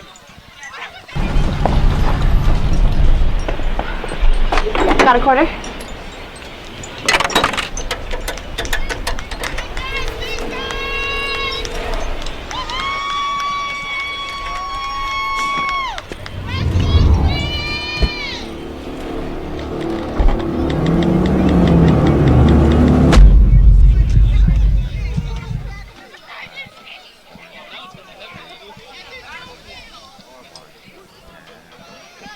And at the top of the 11th inning, it's the Dodgers and Red Sox tied at 1-1, but we're in Seaside, and we've got Cortez with the give to Salinas, and he takes it up the sideline. He gets close to first down, but it looks like he might get shoved out there at about the 2-yard line. So yeah, and it looked like he could have maybe cut it back there and gotten into the end zone, but a great run, and Seaside's offensive line really imposing their will on this game. We are back live from Seaside High School. Senior night here, Seaside putting together their best drive of the night. Cortez taking that himself, and he's just trying to push that pile. It looks like he may have gotten enough. We'll see where the official spots this ball, but they are very close for a touchdown. Yeah, there wasn't really much room left, and it's got to be at the 1-inch line, I think, right there. Yeah, so it's going to be second and about... I might have to measure this in the metric system, Coach. They're very close. So don't overthink it. Let's get behind the O line and punch it in here. So Cortez with the gift to Salinas, but something went wrong there. Well, hopefully this is on Gilroy. So that's going to go against Seaside. Pull them back. So it'll be they'll be right about on the 5-yard line. A replay second down, but. So second and goal on the 5 here. Yeah, well, these red zone opportunities don't come around every often, and if you want to win a game like this, you've got to get touchdowns, not field goals.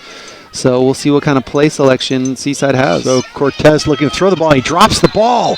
He loses control of the ball, and they're going to have about the 12-yard line.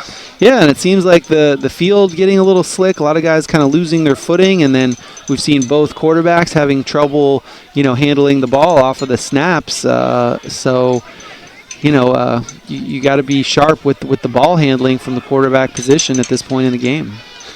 So we've got Elijah Sandifer in the game. We've got Cortez at quarterback, Salinas in the backfield. And that's a give to Salinas, and he is brought down from behind by Sal Zendejas. Yeah, number 50 Sal Zendejas has had a great game. Also, he had a couple of big plays in the first half, and in the red zone, he really is coming up big. So fourth and goal here on about the on about the 6-yard line, but we're going to. Looks like Coach Avila is going to want to talk to his team a little bit. So at the that's the end of the third quarter, and we'll be back with the fourth quarter play in just a minute.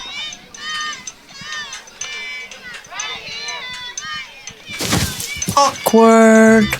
I'm the awkward silence. You try to avoid me, then there I am again. But an awkward silence can be a great thing. Like Kelly here is about to demonstrate. You haven't really been yourself lately. Are you okay? Find out how you can help a friend with their mental health at seizetheawkward.org.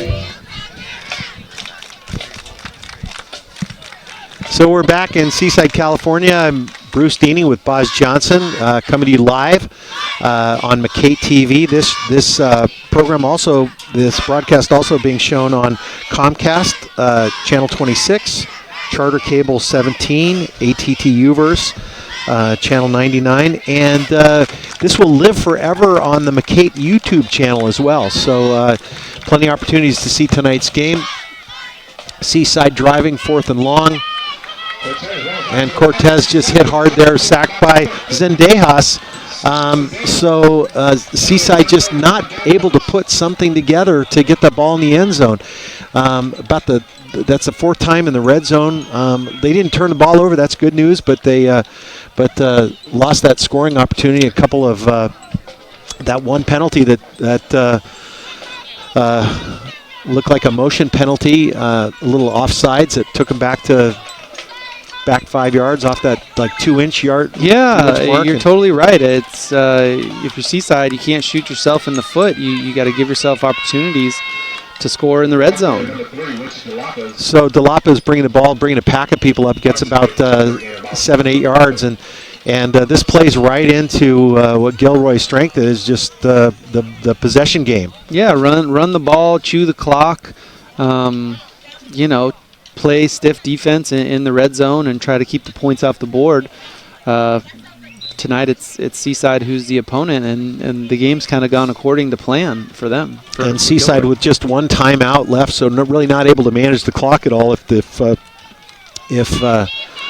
Gilroy decides just to play ball control, and that looks like that's what they're going to do, and that give is to DeLapas again, who just dances around, eats up the clock, and looks like we've got a Seaside player down, but looks like he's going to bounce up here, Matt Kaler. Yeah, he's up and able to get off on his own volition. So, yeah, it's nice to see him be able to shake that off, hopefully. Looks like maybe a little hip pointer. So it's another first down for Gilroy. Yeah, Gilroy's, they're getting a good push up front by the O-line, and the ball carriers are really, keeping their legs moving when they hit the tackler and really pushing the pile. So Brendan Doyle with a handoff to Gutierrez. So Gutierrez just picks up another first down. And Seaside really on their heels, hanging their heads a little bit, uncharacteristically for a Seaside team. But yeah, well, I mean, that's the style, like we talked about already. That's the style that Gilroy plays. They want to run the ball, and where that really starts to show itself in chunk plays is towards the end of the game. If a lot of these Seaside players are playing offense and defense, you start to get worn down a little bit by that big O-line, and those chunk plays are starting to surface for the Gilroy offense. Yeah, and that's a give, and that was to DeLapas right up the middle. So he's just chewing up the clock a little bit. Gets about 3 yards on about 2.5 yards on that play.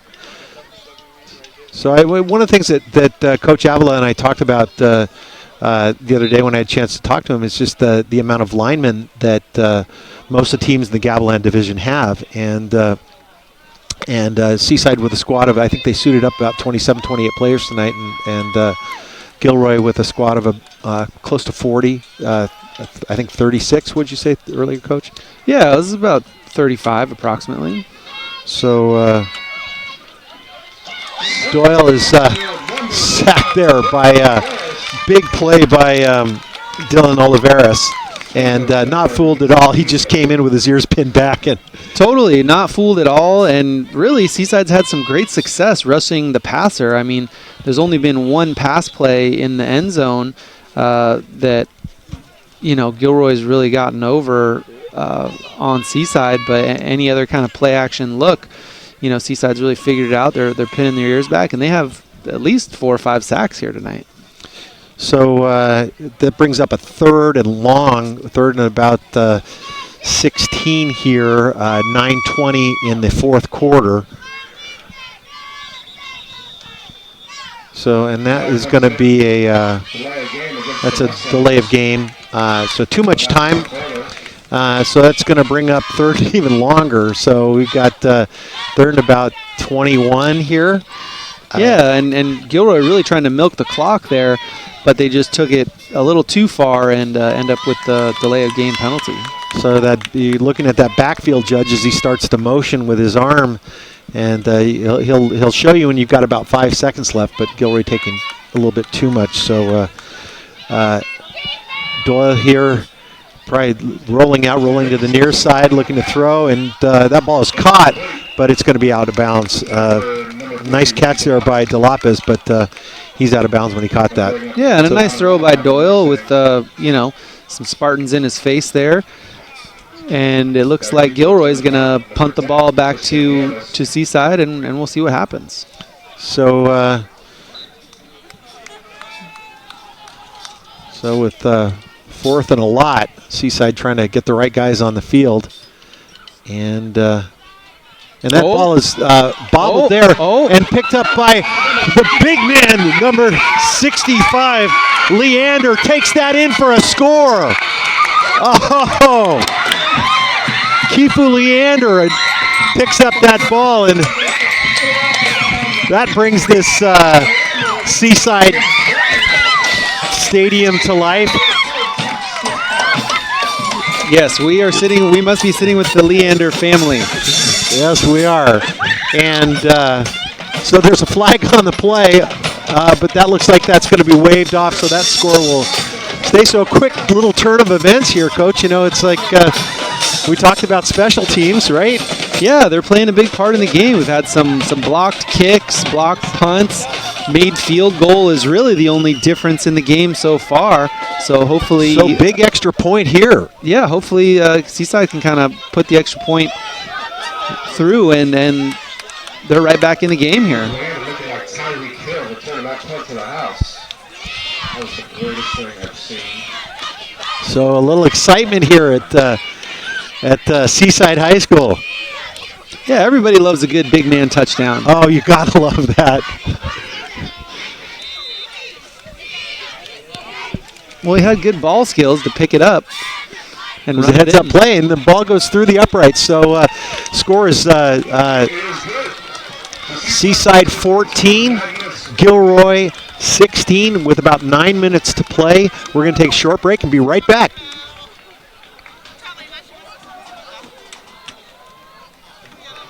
I'm Marcos Cabrera at McCAET.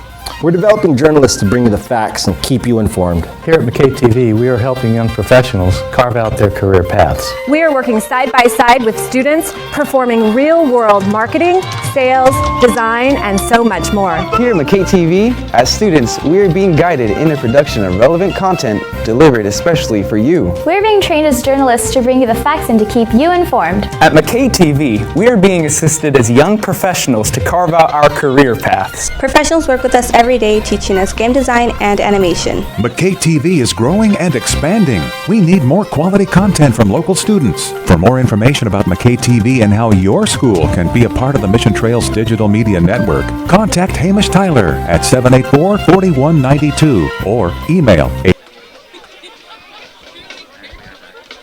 And we're back.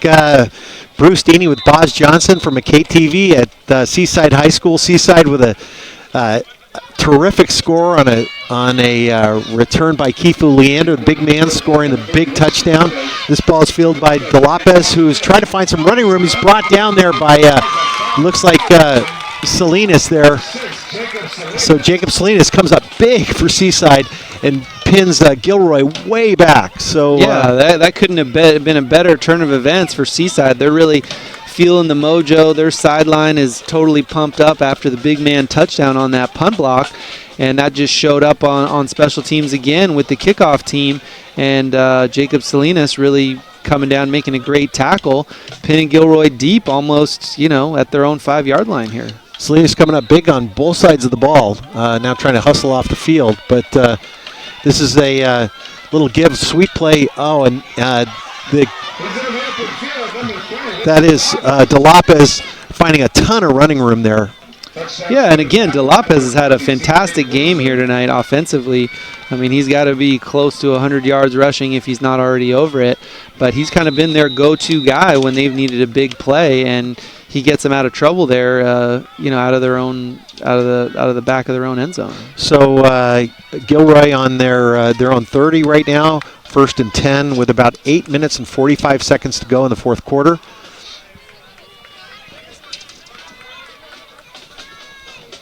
Brendan Doyle with the inside give to, that looks like it could be De Lopez, yeah. Or no, excuse me, that is Julian Hernandez. Yeah, and a nice little pickup on 1st down. His first carry of the night. So interesting with Coach Newman going to a new ball carrier. Yeah, well, he's trying to mix it up, keep the defense off balance a little bit. You can't give it to De Lopez every time. No, it looks like we've got a player down on the field, and we're gonna take a short break. We're gonna be right back after this quick announcement.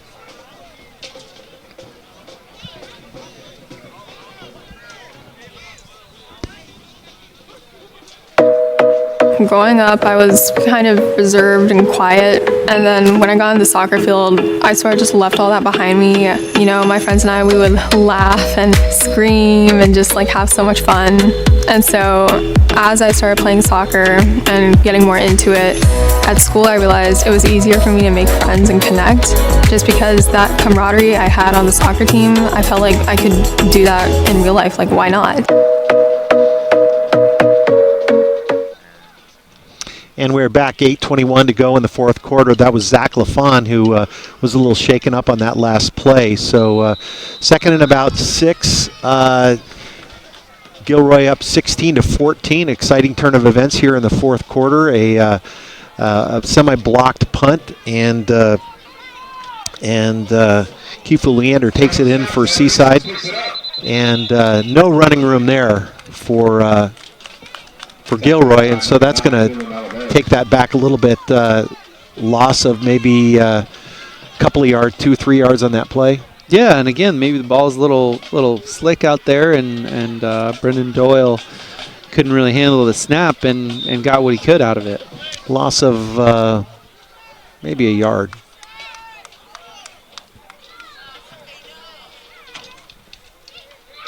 So the clock running here in the fourth quarter, 7:34. I think Seaside has one timeout. Doyle looking to pass, not finding a receiver and being chased by a couple of Seaside players there. Oh. And that ball pops out and recovered by Gilroy, but that ball was in the air. Yeah, the helmet hit the ball and just popped it right out on the tackle, and hopefully Brendan Doyle's okay. Looks like he took a big shot there at the end of the play. So Seaside getting it, getting that turnover, or not a turnover, but certainly playing aggressively on it, getting a hat on that ball. So it brings up a 4th and 10 and forces a Gilroy punt. So it looks like Seaside's going to get this ball back with some pretty decent field position.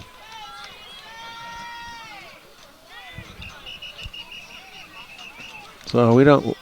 Officials stopped that play. Looks like. False start against the Mustangs.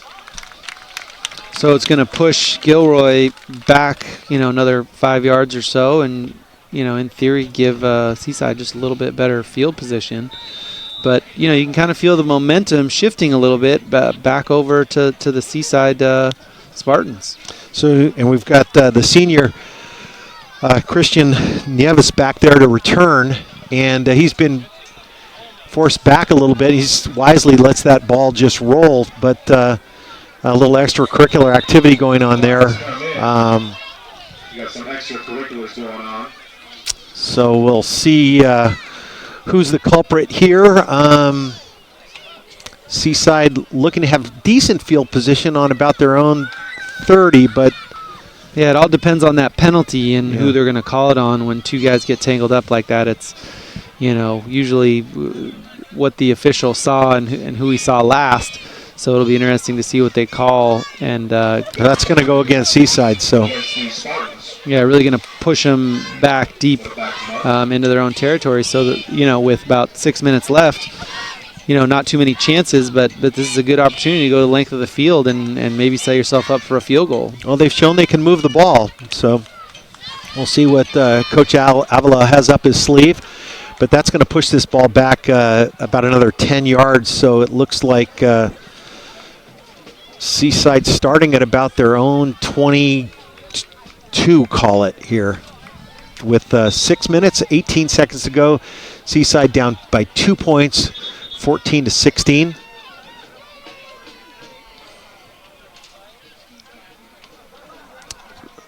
Officials want a new ball. So they don't like that ball. So changing the ball out. Got to have the right ball. Yeah, each team gets they got to get a ball you like. So Tristan Cortez seeing if he can inspire this Seaside team, and the inside give is to Salinas, who gets almost up to a first down. Yeah, and Salinas has had a great game on both sides of the ball tonight, Coach. Yeah, he's made some big plays on D and really keeps the chains moving on the ground. He's an explosive athlete. So Seaside gets that penalty back in one run. Jacob Salinas, Cortez in the shotgun, and again, to give to, he keeps it, pulls it, takes it up the side. He's got a first down, a little bit more. He gets out of bounds, so he picked up about, looks like picked up almost 15 yards.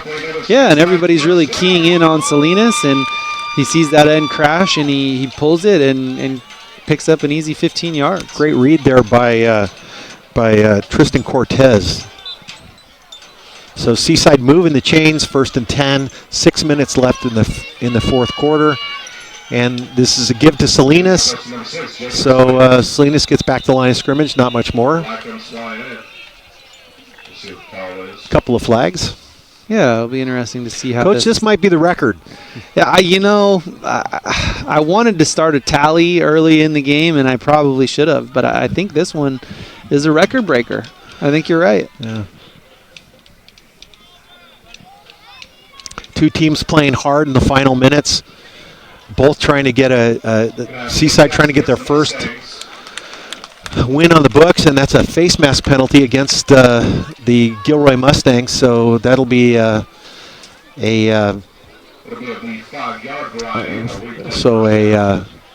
an intentional face mask, but that's a 5-yard penalty. Yeah, incidental. So Cortez with Salinas in the backfield. Cortez looking to throw. He's got receivers open. He's got Nieves. And now he gives it to Elijah Robinson.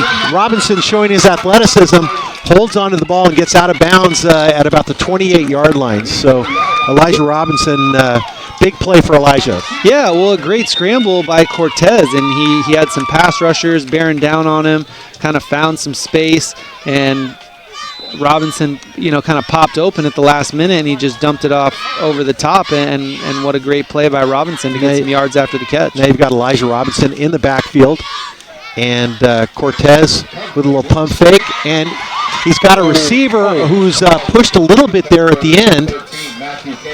Kaler bumped a little bit as that ball came in, but... all the flags we've seen tonight, I mean, they could have thrown one there, too. But, Seaside feeling that momentum and looking to take a shot at the end zone on the wheel route, and they obviously liked Kaler to have the speed to take it over the top. They had the matchup, the height matchup anyway. It was a close. So Salinas back in the game. Cortez in the shotgun. Officials cleaning up that ball. Got to make sure it's dry. Second and 10, 5:28 in the fourth quarter. And Salinas putting together a great drive here. Certainly a turn of events here in the fourth quarter, Coach. Yeah, well, we thought Gilroy was going to punch it in and take a 2 or 3 score lead, and then you get the blocked punt, and we got a ball game on our hands. So Cortez fields that ball off the ground, just takes it himself. He's brought down there met there by... they're going to just blow that dead.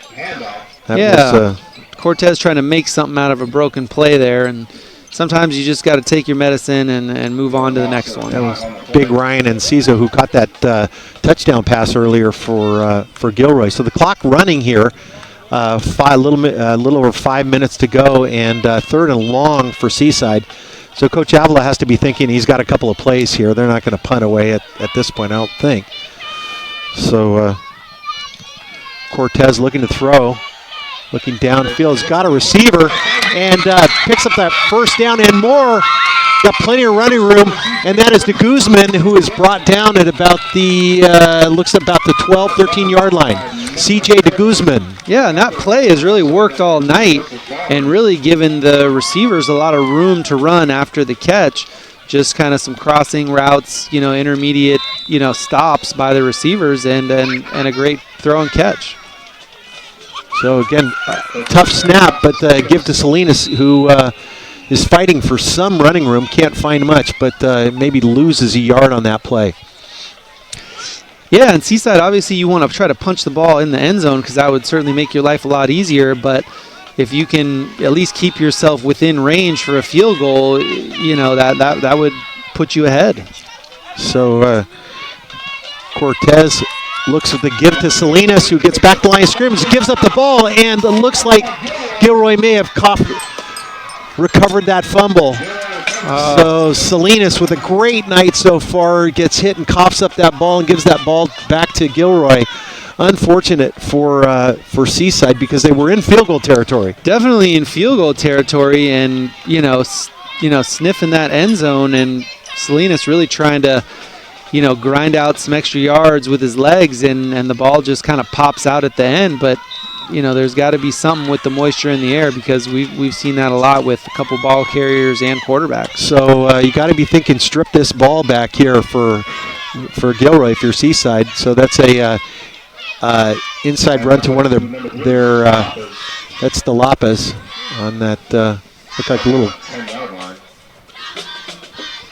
Yeah, and look for Gilroy to really take their time here and get in the huddle, get a good play call, and really snap the ball at the last minute to take as much time off the clock as they can. The clock is running with about 3:45 to go in the fourth quarter, second and about 4.5.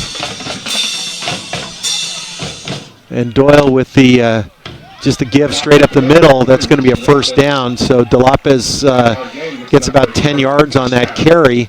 DeLopez with a good night tonight, probably about 125, 130 yards tonight for the he's really been the engine that has made the whole Gilroy offense go. When they've needed a big play, they've gone straight to him. And, they'll keep you honest with some, dives up the middle here and there. But really, when they've needed a big play, that's who they've gone to. So Gilroy taking their time, 3:12 on the clock. And that's a give to the big number 44, Greg Lagonis. So a nice stop by the Spartans. Brings up 2nd and 10.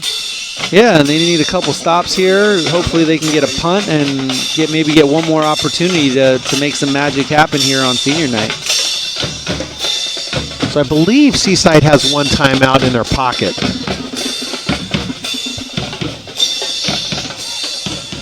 So Gilroy with the handoff of those to DeLopez again, and he gets back back to the line of scrimmage. So it's going to bring up 3rd and about 11. So Seaside's going to take their timeout here. So with 2:29 in the game, 2:29 in the fourth quarter, it is Gilroy with the ball at 16, Seaside with 14, and we're going to take a short break and be right back. Maybe you can make retirement happen. After all, you made her college years happen. Opening that education savings account when she was little. Spearheading a campus tour. And another, and another, and another, and another. Bam! Deciphering financial aid. She was like, what? And now she's like, you aced planning for college. Now get the tips you need to get on track at aceyourretirement.org. For MCAETtv, I'm Bruce Deeney with Boz Johnson. We're at Seaside High School. exciting turn of events here in the fourth quarter. We got 2:29 left. It is the Mustangs of Gilroy at 16, the Seaside Spartans at 14. Gilroy with the ball, third and about 11 on their own, call it 20-yard line. Yeah, and we've got another big pivotal play in the game. If Seaside can force a punt here, they've got another opportunity. With good field position. So he is...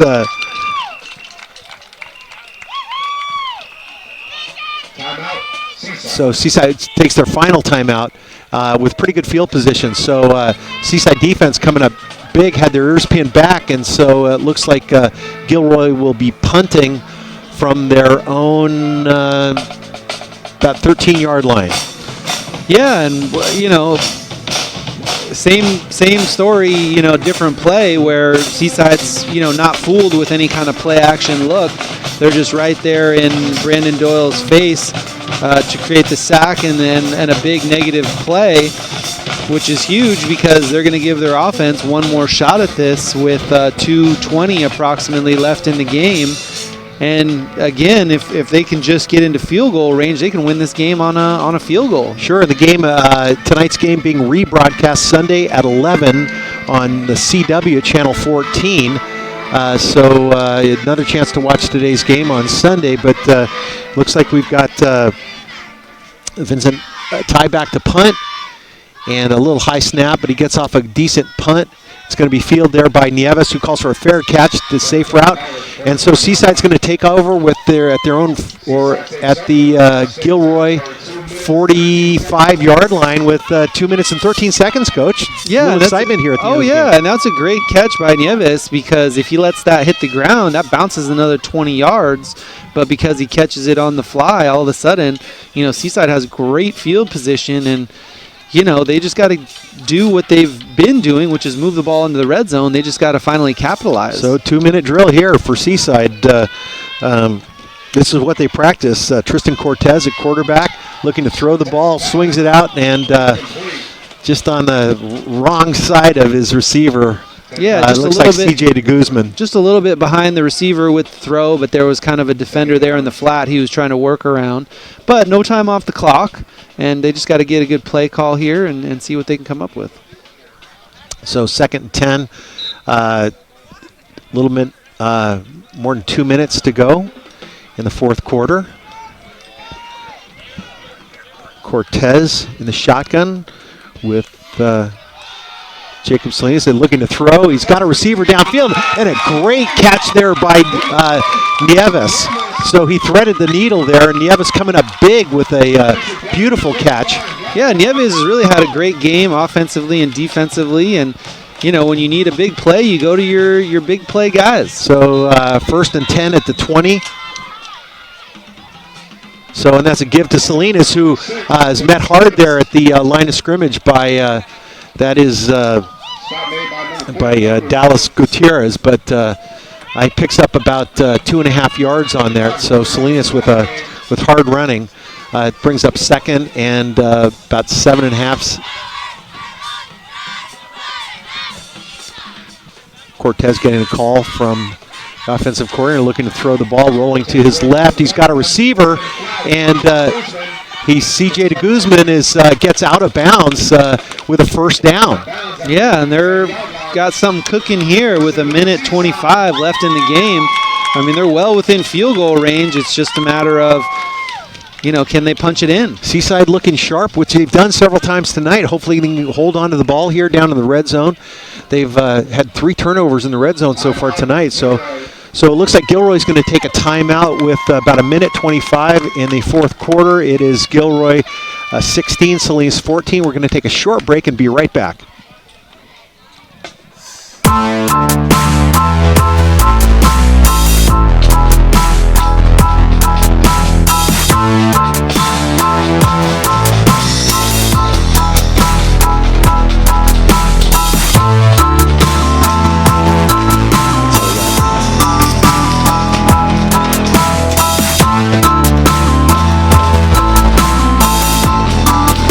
MCAETtv, we educate, we create, we deliver. So our MCAET crew with Johnny Miranda, Archer, Brandon, and Ivan, along with Dylan Holmes and Matt Moran, doing a great job tonight. Matt and Dylan in the truck tonight, where it's nice and warm. But we got Seaside moving. It looks like 1st and 10.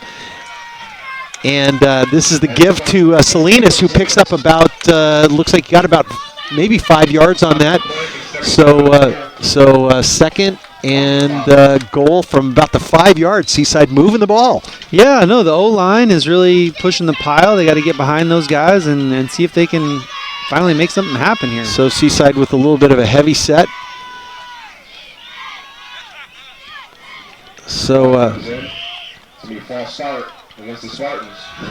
False start against Seaside. And that's an interesting call because it looked like they were set, but looking over to the sideline, looking over the coach for maybe the call. You know, it's one of those maybe freeze calls. Yeah, maybe it's a check with me situation where they wanted to see what kind of defensive look they were going to get from Gilroy, and just a tough penalty, but it brings up 2nd and 10.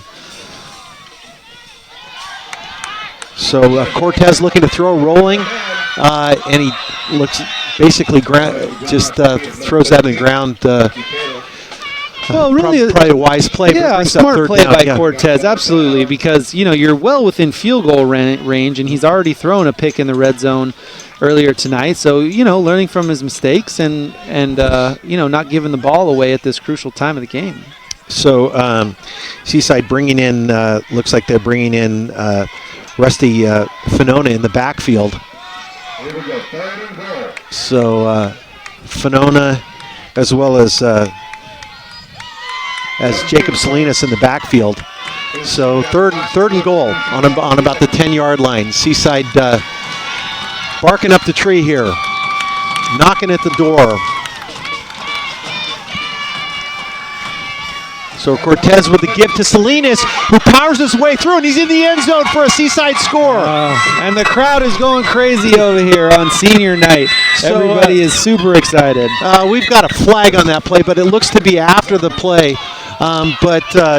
Beautiful, powerful run by Jacob Salinas, who really powered his way in. That's going to be a Seaside touchdown. So Seaside with 33 seconds on the clock, Seaside able to punch that in, bringing his score to 20 to 16. Exciting turn of events here in the fourth quarter. Last couple of minutes really turned the tide here with that the punt block and recovery by our big man, number 65, Kifu Leander, really turned the tide. I think Kifu Leander might be the player of the game at this point. He really turned the tide of momentum for his team. So it looks like we got a timeout on the field with 33 seconds. We're going to take a quick break. We'll be right back.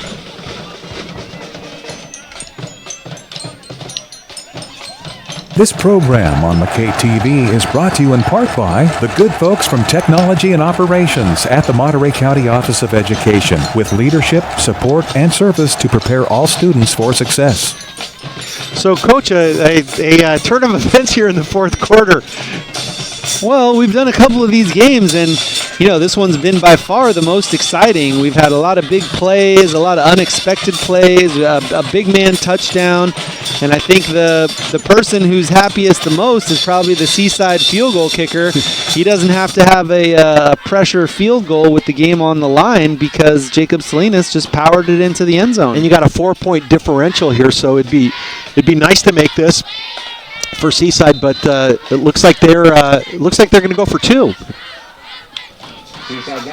So they've got Elijah Robinson in the backfield and looking to throw this ball. So he's got a receiver over the top, and that's a catch for number 13, Matt Kaler. The senior Matt Kaler coming up big. He got a little hip injury earlier, so Seaside going for the 2-point conversion, 22-16. 33 seconds to go in the fourth quarter. Yeah, it'll be interesting to see what Gilroy does. Because every time they've dropped back to pass, they've had a bunch of Spartans in Brendan Doyle's face, really ready to take him down for a big loss. So the Gilroy offense not necessarily built for this type of situation to go the length of the field with 33 seconds left. So, what are you thinking if you're Coach Avila here on the kickoff? You try to put that ball deep? Where do you go with this? I think you try to pooch it up, let you guys run underneath it. Make sure you got a lot of hats on the ball carrier. You don't want to kick it deep to number 3, Richie DeLopez. So keep anyone else, but not DeLopez. Thinking one of these up backs here. One of these other guys is probably a good spot. So yeah, a little deeper than maybe he thought. So DeLopez, this ball's going to go out of bounds. So. No chance at a return there, so Gilroy with pretty good field position. They'll start with the ball at their 35-yard line with 33 seconds to go in the fourth quarter. Seaside up 22-16. Yeah, well, Seaside, on that kickoff, you're thinking maybe you can have a little bit of time come off the clock there with a return. But, for Gilroy, it's nice because you get good field position and no time comes off the clock. It's just a matter of, what your play menu is for this type of situation when you really have a run-heavy offense. So we'll see what Coach Jacob Newman has in his playbook as Brandon Doyle brings his team up, and that's DeLopez just right up the middle. So DeLopez getting about 8 yards on that. So it's going to be second and about 2 yard lines. Yeah, and the clock is really ticking off here with the injury. So Gilroy takes their final timeout, and it's going to be second. We're going to stay with you here with about 16 seconds left on the clock as Gilroy takes their final timeout. And what are you saying to the team if you're Seaside right now? Well, you're just saying keep everything in front of you. They have to have a big play here if they're going to beat us. They can't kick a field goal to win. They have to get in the end zone. So let's keep everything in front of us. Let's get a lot of hats on the ball. Watch out for the tricky stuff, maybe a toss pass or something like that.